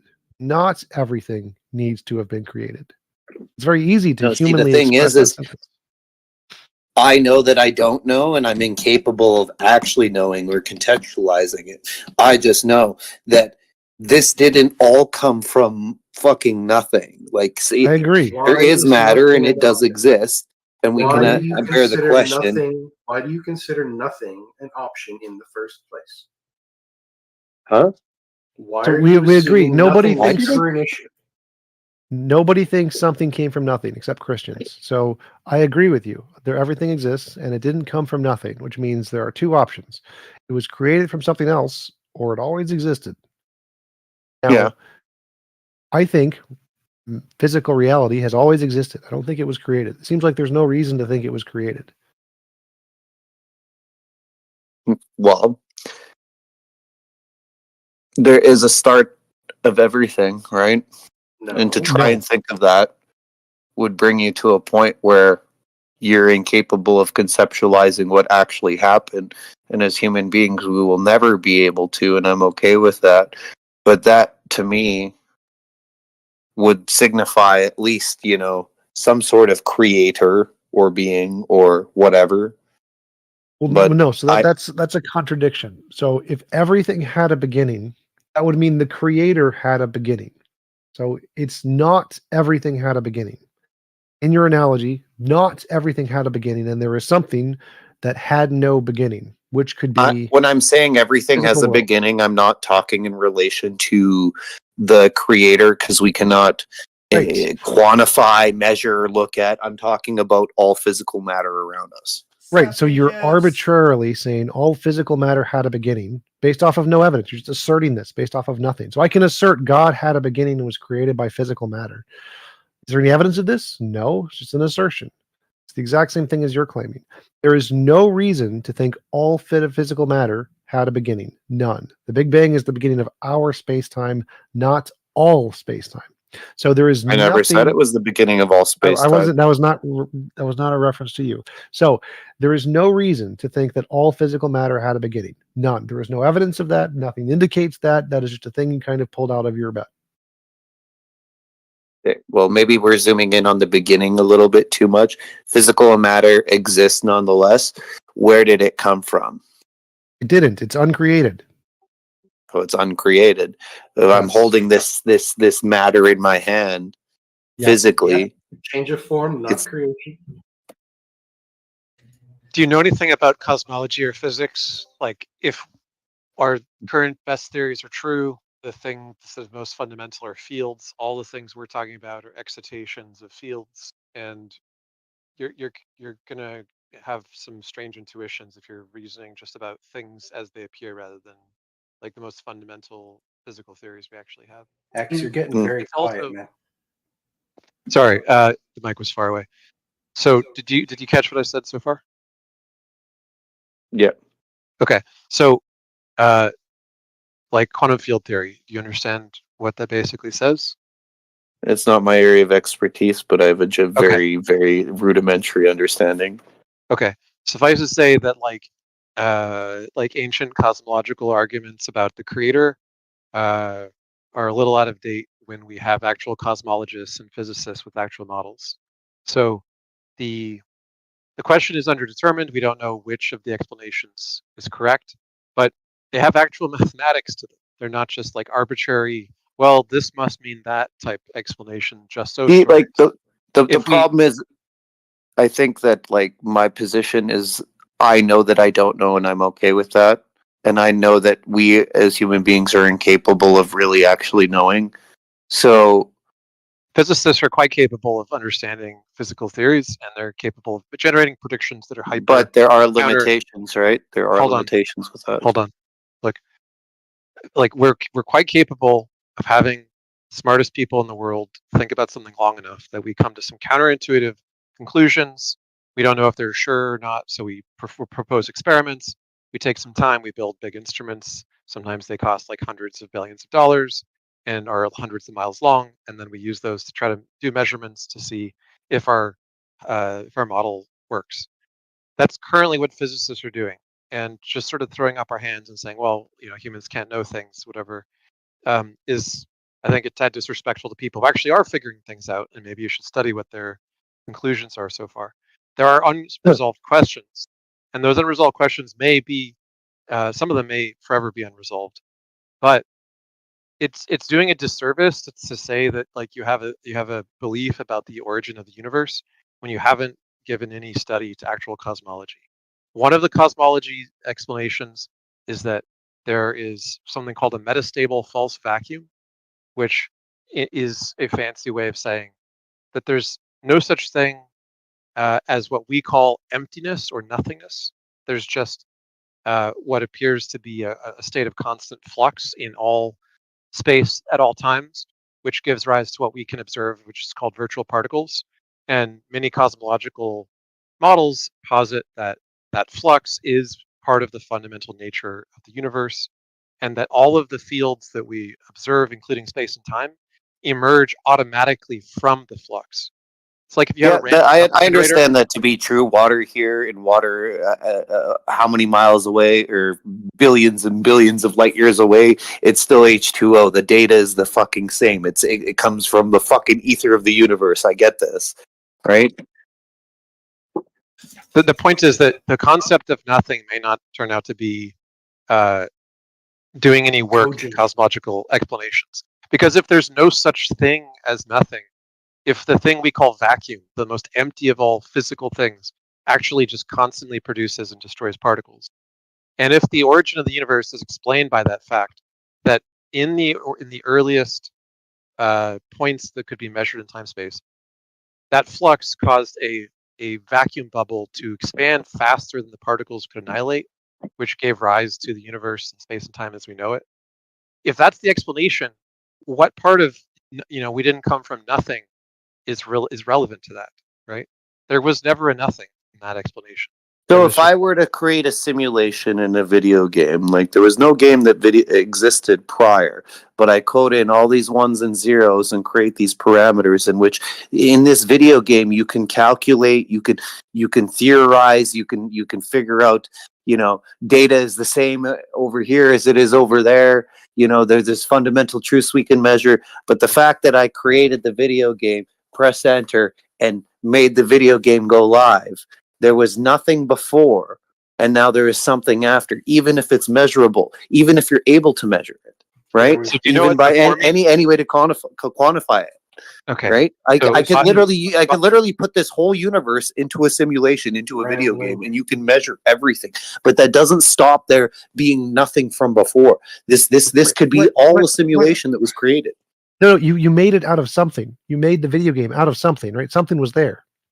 It was like yes, the creator, the creator of did you just build it out of your arms? Did you just take a piece of your arm and just make it? No. So first law of thermodynamics: energy cannot be created or destroyed. Cannot be created. Was not created. So the cup in your hand that you're holding is a reorganization of stuff that was already there. Energy cannot be created. It was always there. It's an uncreated thing that was always there. Nobody created it. Yeah, but hold on. Yeah, I understand what you're saying. But if I were to create a video game in which the laws of thermodynamics are literally the same, that everything cannot be created or destroyed, and that's measurable on every level in this video game, but removed from this video game is the person that coded it and made it that way, right? So in my mind, it's like it can very well just be a simulation. Everything that you are measuring is just, a measurement of the video game that has been created. And magical farting leprechauns could have farted out the universe 5 seconds ago, but there's no evidence of that, and no one believes that because it's stupid. No. See, my issue is when people try to quantify things that are unquantifiable. Right? When religion, for example, that's why I'm not a religious person, because religion tries to quantify what it actually is and is incapable of doing so. Right? That's probably more so my position of how can you be a religious person? So just taking board everything that T-Jump-Innick said, but I feel like your understanding or your question is the questions that we don't know. Should we be putting labels on it? Should we be taking data that, at least from the religious point of view, they seem to be just making that data up? And the answer is no. I feel like I would love to just push you over to our side then, which is, a lot of us call ourselves agnostic atheists. That is, we don't believe in a God. Or we don't know there is no God, but we don't believe in a God. I've just seen so much evil in this world that good has to exist on the same equilibrium. I mean, I think good does exist. I think we can go out there and do good. I just don't think there are. Bro, have you not forces that are met some doing it. women? I've met the devil in person, okay? Why do you need a god for there to be good? God isn't fucking necessarily good or evil, so that was a bad comment on my part. I know where you're going with that, and I agree with it, because from a religious person standpoint, I would say God is like when they're arguing God is good, God is this, God is that. I'm like, no, God is everything from your perspective, if God exists. Can I ask a question about the second law of thermodynamics? So, like, isn't it just a straightforward composition fallacy to say, like, within our universe, the second law of thermodynamics applies? Therefore, it applies to the whole the universe as a whole, right? Like, we don't know that it applies outside of our That was the point of the local video universe. game I was trying to make. Like, within the Yeah, confines of the I video know. game. That's why I was trying to, yeah. But can I also That's point out fine. what I don't like about that experiment is that it has a whom at the back at it. And so if it is a simulation, then we are a creation. It is a form of intelligent design or creationism or whatever the hell they want. I have no reason to think that there was a whom at the other end. And that's my big beef with deism or theism, Dude, any of the for levels me, going the up. creation could be a cosmic fart in the wind, right? Like that could be what it is, right? I just am incapable. I'm not saying it's an intelligent being. I'm not saying that it's. I'm just saying I'm incapable of quantifying that, and I could acknowledge it, and I would never try to quantify that, and I'm okay with that. Well, so to go back to the point about the first law of thermodynamics, yes, it is possible that there are things outside of the universe where the laws don't apply. We just have no evidence for it. That's why I brought up the example of the farting leprechaun. It is possible a leprechaun farted out the universe 5 seconds ago. There's just no evidence for it. So the same thing applies to a god. It's more rational to believe the things we do have evidence for, like the laws of physics. Yeah, but I'm just talking about, like, if you're saying something like it's impossible for God to create because of the first law of thermodynamics, right? No energy can ever be created or destroyed or whatever, right? That's just straightforwardly false because it's a Right. I'm composition. not saying it's impossible. I'm saying Yeah, there's no well, evidence for it. I'm just pointing out that position is straightforwardly false because it's a composition fallacy. Right, to say that God can't do something necessarily because the laws of physics necessarily can't be violated or something. Yes, it's clearly it would be a logical contradiction. But it is But the true- claim is Oh, that no, there's no evidence, and you would have to violate something that has the one and a significant amount of evidence in order to try to posit that. And in order to justify a claim that violates one of the most well-established principles in the universe, you would need more evidence than I imagine my Sky Daddy done it. Yeah. Well, so it depends what you consider evidence, right? Like, are arguments evidence? No, I would need novel testable predictions, not I imagine my Sky Daddy done it in fancy words. Okay, that's fine. Yeah. And that's a problem with religious people. We're religious people just try and go off the argument. Yeah, it's okay to have a hypothesis. We just generally want you to go out there and do field work and then get it peer reviewed. However, you know, Like, there is that's- something to be said about the utilitarian purpose of religion. So, you know, there is that one caveat. There's nothing unique about that, though. It's replaceable. Well, I mean, like, look at the degeneracy in the West, man. You got 80% fucking divorce rates. The family unit doesn't survive. You look at other fucking more religious cultures and shit, you know, that you're still holding on. So there is a good utilitarian purpose for the betterment of humanity. So, like, And I think I don't think being super intelligent on this is probably good for the betterment of society. People should probably be stupid and believe in religion. I think it's 50%. That was responsible for that particular thing. But it's 50%, not 80%. And there may be, like I think Walker was also saying, is that there's many factors. I think that there's ways we can promote a healthy marriage without having to say that there's a guy watching you 24/7. No, I agree with that. I think laws probably need to change around, like, you know, making the grass greener on the other side. If you divorce this person, you're going to get half his house, half his money, like we need to reform those laws. Women work just as much as men do, so we need to, no longer back in the fucking 30s when women stayed at home. So we need to change our laws to probably benefit that. 1970. You weren't allowed to get a divorce without your husband's permission until the 1970s. How far back do you think you have to go before you find evidence? Yeah, well, it was probably based back then. You leave women to their. I know it's a diverging from the conversation, but you leave women to their own devices. Look what they've done in the West. Yeah, amazing things. Once again, we were just talking objectively. This is some of the best time periods within history. Are you kidding me? This is horrible. Why? Can you name something horrible that's in your life? You go out screaming right now every day. You go out and you go, ah!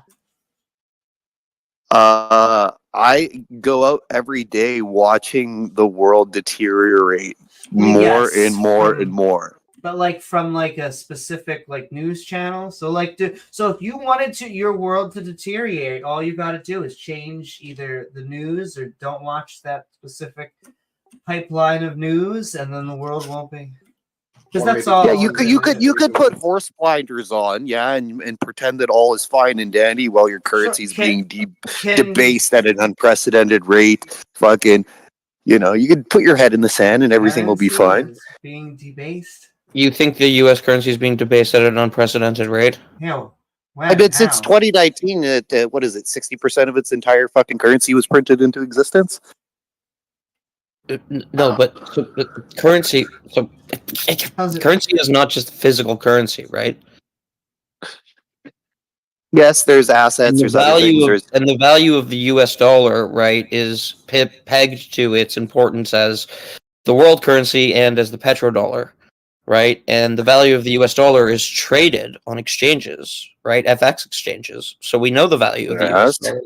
Right. Okay. Okay. You have to understand that I make a living basically borrowing banks' money, buying assets, and arbitraging the difference and paying it back with cheaper debt. I don't add much value to society. I just use banks' money to make money while fucking people go to work. Right? That shouldn't be a thing. That sickens me every fucking day. I mean, I hate to say it. It's probably not easy, but. Possibly, it's easier than you would think. You just need assets that have inflationary exposure, right? And access to liquidity. Those are the two fucking parts of that recipe. No, what I'm just trying to say is, though, I'm sure it's probably easy in that regard. What I meant is maybe look into changing your job. That may not be as easy as I'm saying, but if you might. Well, no. From a career perspective, I'm doing fantastic. It sickens me that I'm able to attain such heights of wealth since 2019. Like, you have to understand that pre-2019, I was maybe I had 50, 60 grand in the bank. At this point, I'm almost nearing 15 million at this point because of all the liquidity that was fucking printed over COVID. I understand how the system works. The liquidity that was printed over COVID, right? So there was money pumped into the system, right, with the COVID packages, right? It wasn't unprecedented money. The bailout in 2008 was much bigger. The money pumped into the system led to some inflation, right? But the most economists that I respect in terms of the inflation was actually driven mostly by price gouging at the corporate level. So maybe you're talking about the average consumer inflation. That's not what I'm talking about. I'm talking about asset inflation. The real fucking tangible value that you can hold in society, not the shit that you spend every day, that they own all the corporations and they sell you the products and they fucking regulate the prices. No, I'm talking about the shit that goes up when banks give people like me real good access to liquidity and what we do with that. What do you think an asset is? Only a tangible asset? So an asset that has inflationary exposure is what I'm talking about. Right. Okay. So an asset that has inflationary exposure. So the U.S. dollar, right? If you were to buy U.S. dollars in an FX exchange, right, that would have inflationary exposure.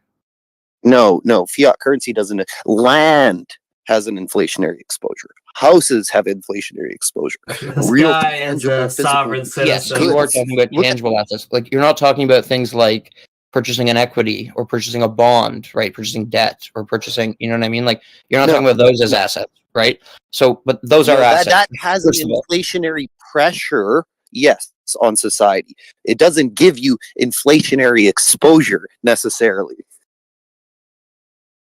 like Because the asset, like the money that's what printed into what do you think is existence, inflating? What do you think is inflating? The price of the asset? yes. Like, or do you think like the currency is inflating, right? Relative to the price of the asset. The currency is inflating relative to the price of the asset. Like So the the asset, so like okay, so like assets like something like real estate, right? Or like land, as you put it, right? Those assets like will go up or go down depending on like the zoning of the region, how affluent the rest of the community is, right? Things like yes, that. there are many How nice different the building factors is. that are going to go into the overall calculation of it, that how much the asset's Okay. going to cost in the end. Right. You're But right. you're not talking about But that. I would argue that like if you look at certain aspects of society, right, and then you look at who got access to near 0% liquidity, right, and where that money actually went, because it didn't go everywhere in society, right? Wait. You know, Near 0% interest, right? okay, why are supercars fucking investments, man? What? Why is a supercar an investment?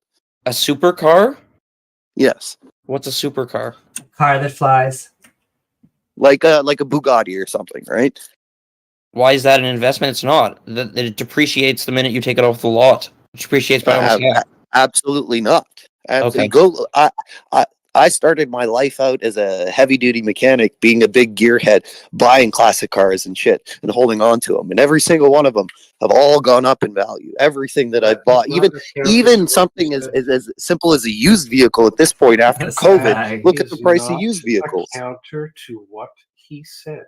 Slow your roll. Okay. Well, He said my about taking Oh, no, a go, new Walker. car off the lot, it does depreciate.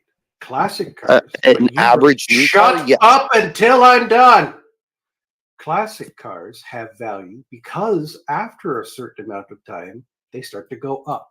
They start to have value because of their age. But that's not something they have when they first roll off the dock, now is it?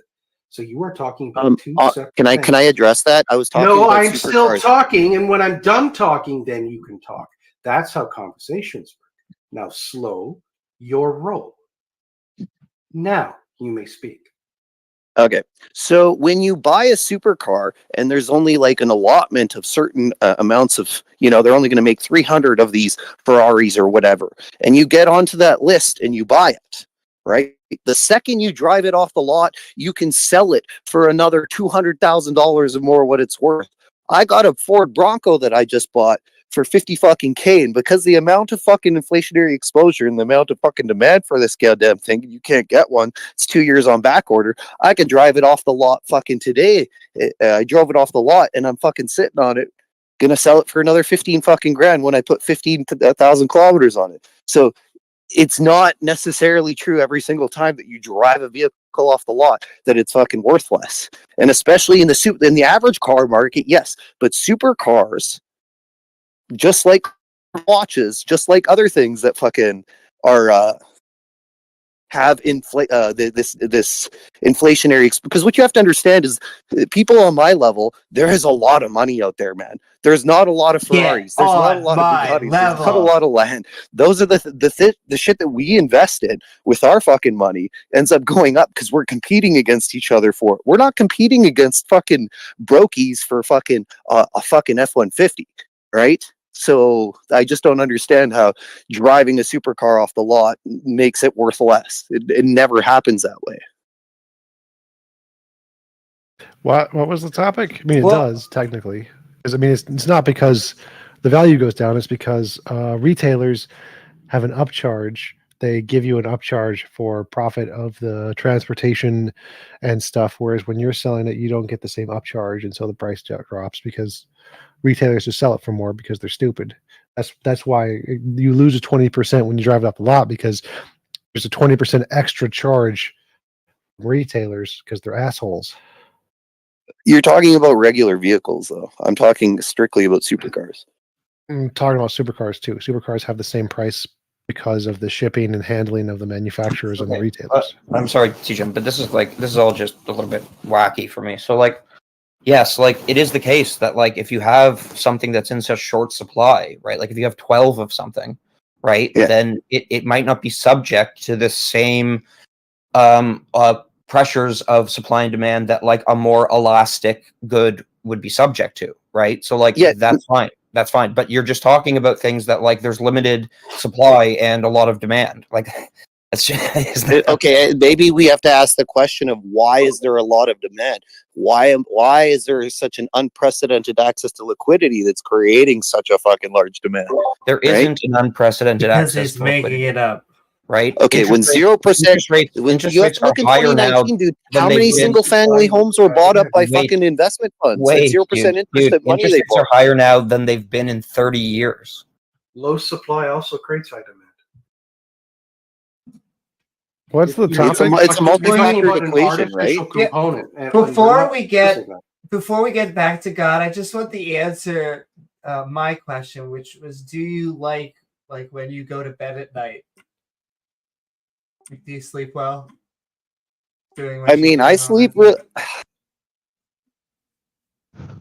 The thing is, I do a lot of good with my money, right? I feed a lot of people, so I do sleep very good. But the fact that the mechanisms that do exist that allow me to do this, people that fucking are on another level than much higher up than I am on this, are really moving how society fucking operates, especially in the United States when you can purchase political influence, right? So it comes full circle to how you guys live your lives, and that fucking hurts me. So it's one even more in, question, and then I swear we gotta bring it back to religion. When you mean help Yeah. people, do you mean like grandma, or do you mean like dozens of grandmas? every single one of my employees makes more than six figures. I take a pay cut in my company to fucking make sure everyone makes good money. So I have my company that made me a lot because I started out as a heavy duty mechanic, right? I bought a service truck. I bought a bunch of service trucks. I hired guys. I made a lot of money in the oil field, and then I started investing my money, right? I started making a lot of money when I invested my money. Yeah, sorry to interrupt. Is it possible we could let Penguin back up? Yeah, but anyways, yeah, we should get back to religion. I do like the money topic because it's definitely one that I'm passionate about. I'm going to take off. It's fun. You have my sympathies. It's a pleasure to do this stuff with you guys. As always, have a great weekend. Night, See ya. X. It's fun having you on. Likewise. And I'll probably do this for like 10 or 15 more minutes ish, and then I gotta go too. Yep, it's 2:00. I'm gonna get ready for my date. Peace out. Woo-hoo. Ooh.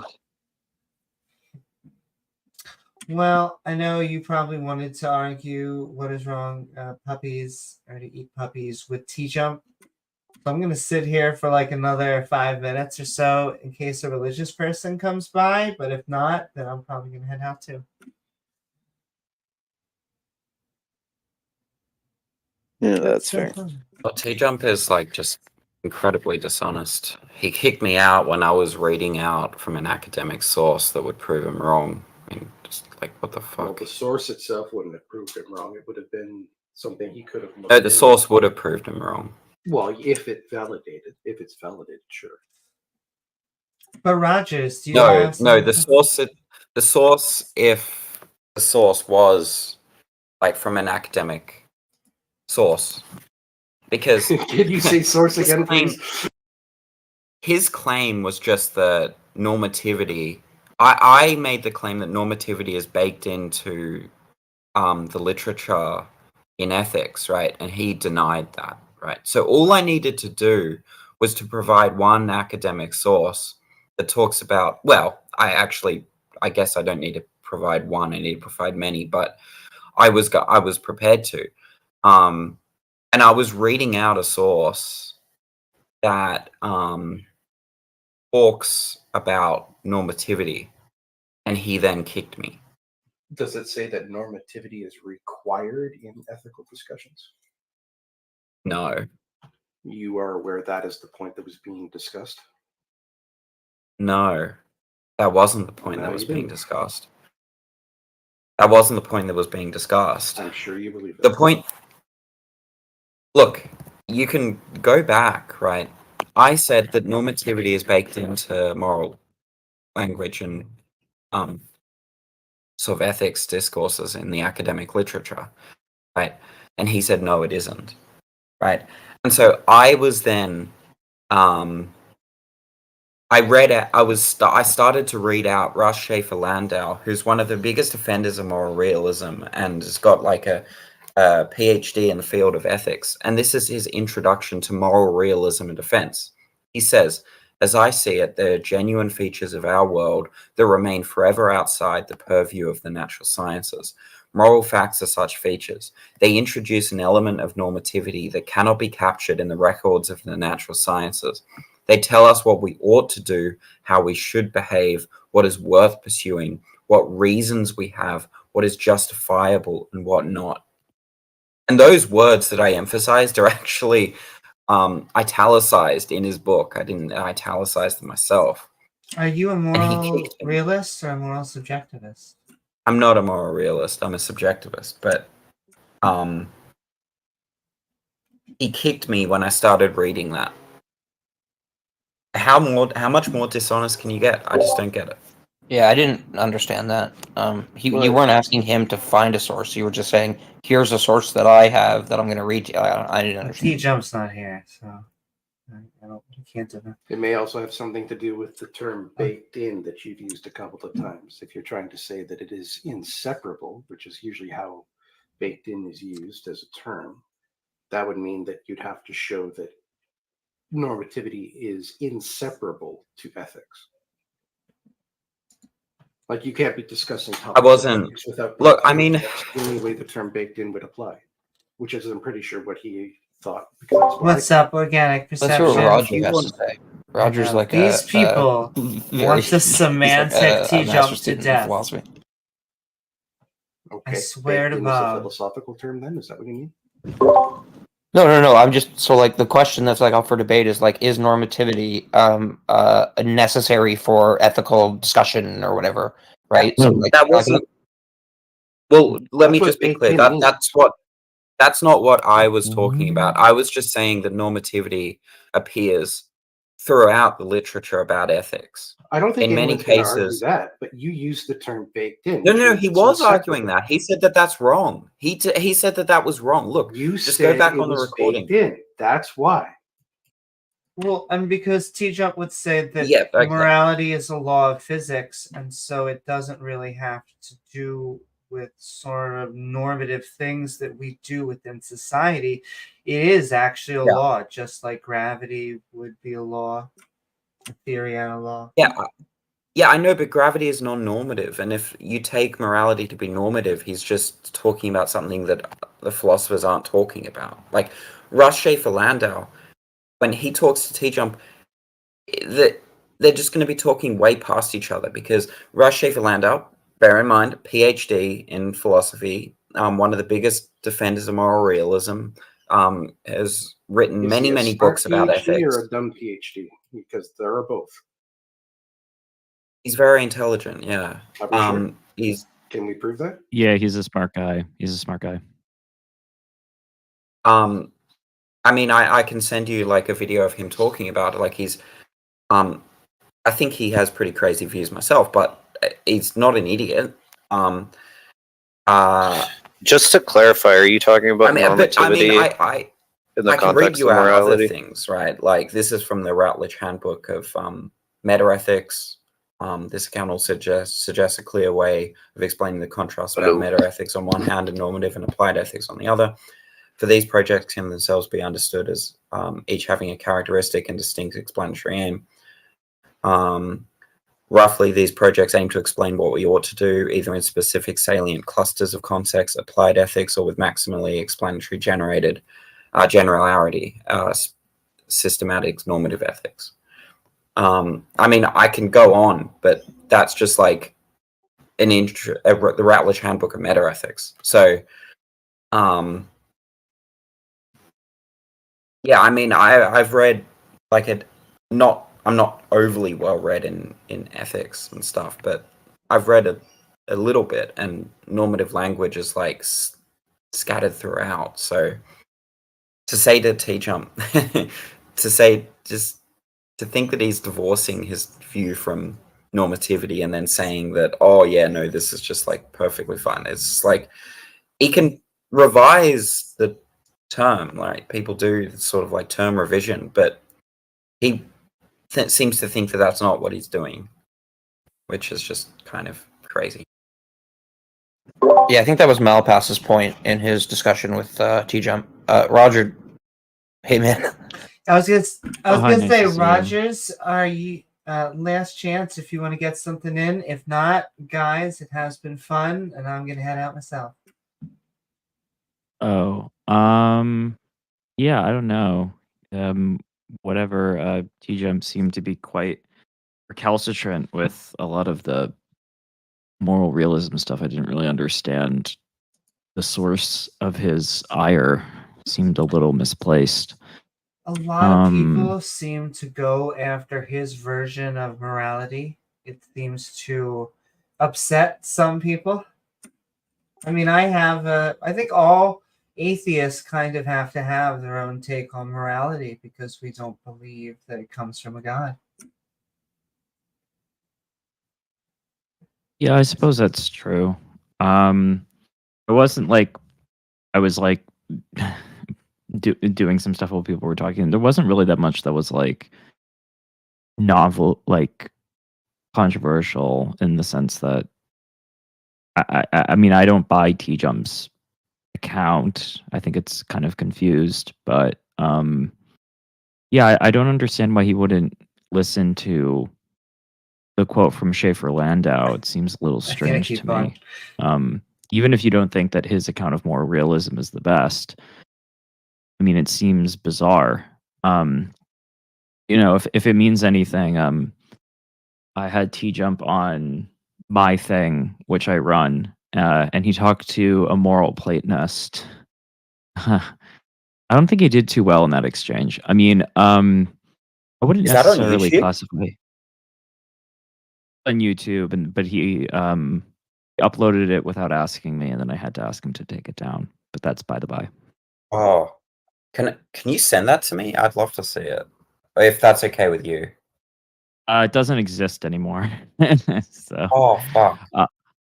Yeah, no, that's fine. I'm actually Except trying the to Rule organize. 34 version that exists somewhere. Yeah. Yeah, if it's of interest, I'm trying to organize a debate between him and another philosopher right now on whether God is morally responsible or not. And he's agreed to it softly. Like we're still trying to organize dates and everything, so that might be in the pipes. But yeah, I don't know. No one talked about really any arguments for the existence of God or anything. So I don't know. Like, Yeah, they it was love, just about moral. like I said, going after his version of morality. But once we get to God, the evidence is a little bit more like. I can give a piece of advice about how people should be trying to go after his morality, because he makes parody arguments constantly. So if you can find something that breaks parody, because that's what he's doing. He's mimicking, he's imaging with natural philosophies, you know, the deistic position, the theistic position, he's just mirroring them. So if you can find something that can't be mirrored, then there you go. You might have a point to talk about. Roger, what do you think about T-Jump's position that morality is an undiscovered law of nature or science or whatever?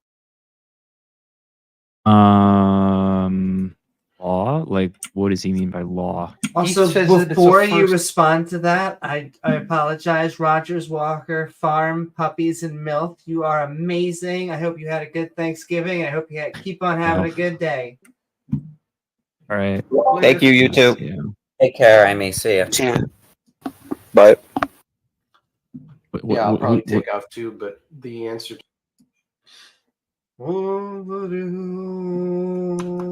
Let's see if I can disconnect quietly. There we go. Thank you so very much, boys, girls, everything in between, the triggers, the fundamentalists.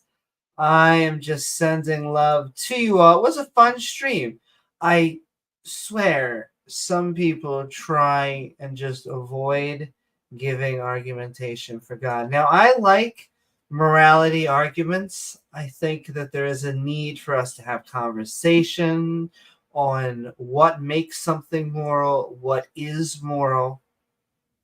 However, I find that there's not a very good defense for the theistic version of morality because it just often is divine command theory. And that's the fancy word of saying that God said it, therefore it is moral. And so, regardless of whether you are a moral realist or a moral subjectivist or something in between, theistic morality, just say no. All right, with that, I'm going to say love to everyone. I'm going to do really quick shout out version for the shout out to the supporters, but as well as my writing book that just fell. But I see Stupid Whore Energy and Udif and Daryl and DeFreak and Organic and everybody sending love. If you Ellie, tag me at the end and I'll show it up. And I'm just sending love to all of you. We're getting a bunch of fun things up and a bunch of new content. We're going to be able to stream again. It has been fun. Was supposed to stream yesterday, but it was our double Thanksgiving time. However, the next weekend, there's nothing holding us back from double streaming. Who knows? Triple stream, 3 scoops, at least double. That is what I want very much, though, and that's upcoming. And so I love you all. Go check out. Let me see what's live so I can transfer you over to other great atheist content. The line is open. The line is live. So go head out over there. It is Jimmy Snow's produced Matt Dillahunty and Forrest. And Forrest is great. You should all check him out. He just gave fantastic explanations of technical subjects, and you all know the great debater Matt Dillahunty, so go check him out. I think there's ACA content that goes live on Sunday. This lovely lady you should be checking out and heading over to and subscribing to. I know you already are, but and Bree was out there. Go subscribe to Hive and Aaron Ra, and I'm gonna win over Pine Creek for LGBTQ, so I'm gonna give him a shout out. He's gonna come on over. The water is fine. Go check out T-Jump's channel, and Ix doesn't have a channel, but Ix and Taco and Randolph are just amazing. So is I'm sure there are people I'm missing. Go check out To the Flavor with Oz and Jenna, who are amazing, and Answers in Atheism. My goodness, if I could shill anymore, I would. While I have to shill out. Thank you so much to Dale Pastel and Chris Disciple and James Wolfe and Rachel Holen and Ian Davenport and Rejos and Azo, all of the wonderful people. And it says, it's saying Captain Crunch. Wait, no. Apologetics Crunch. No, okay. Sponsored by I knew we were gonna get an apologetics cosmological contingency. And they say it's not, but it is, ladies and gentlemen. It's always a contingency, the necessity argument. I know it's coming from a deist, which, I mean, hey, he's one step away from joining us, which is nice. Sending love to my deist, pagan, pantheist friends, but also the agnostic atheist. Water is fine. As long as you're under the skepticism, because that's what they're asking.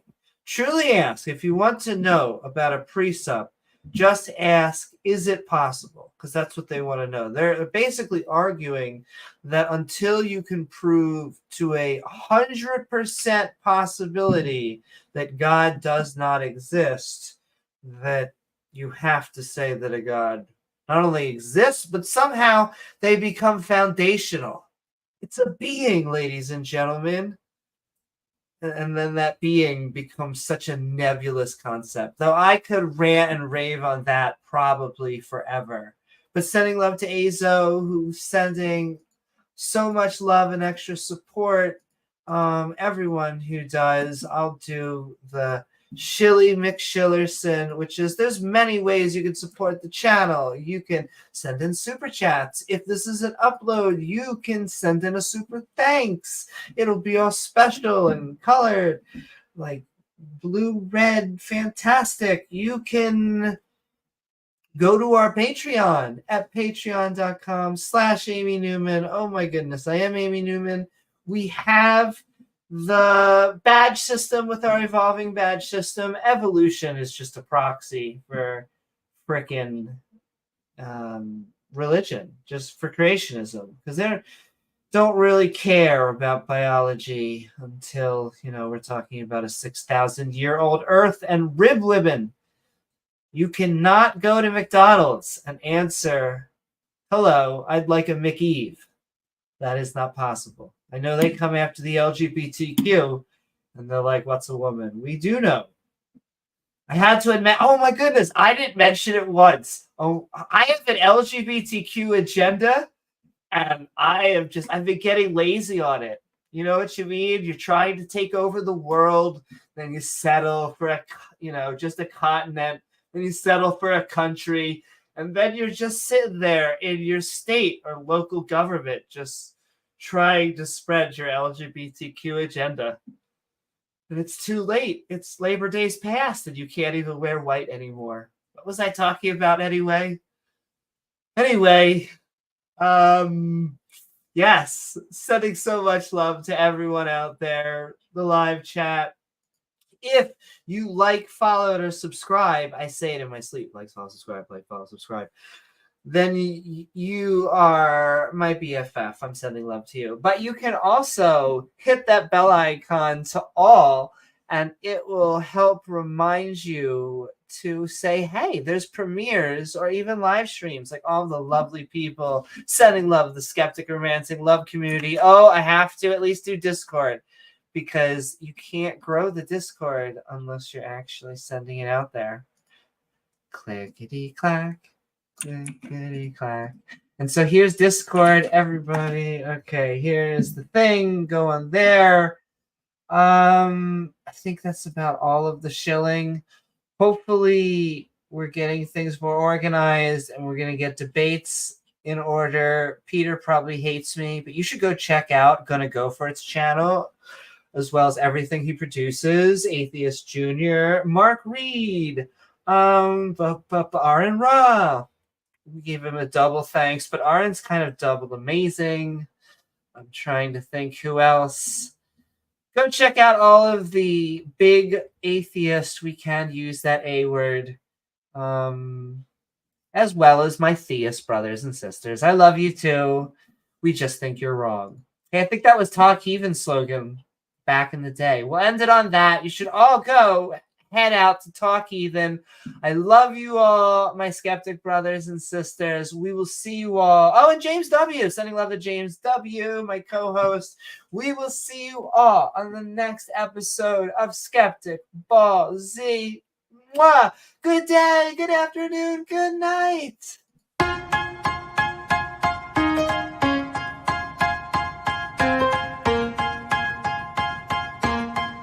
Everybody.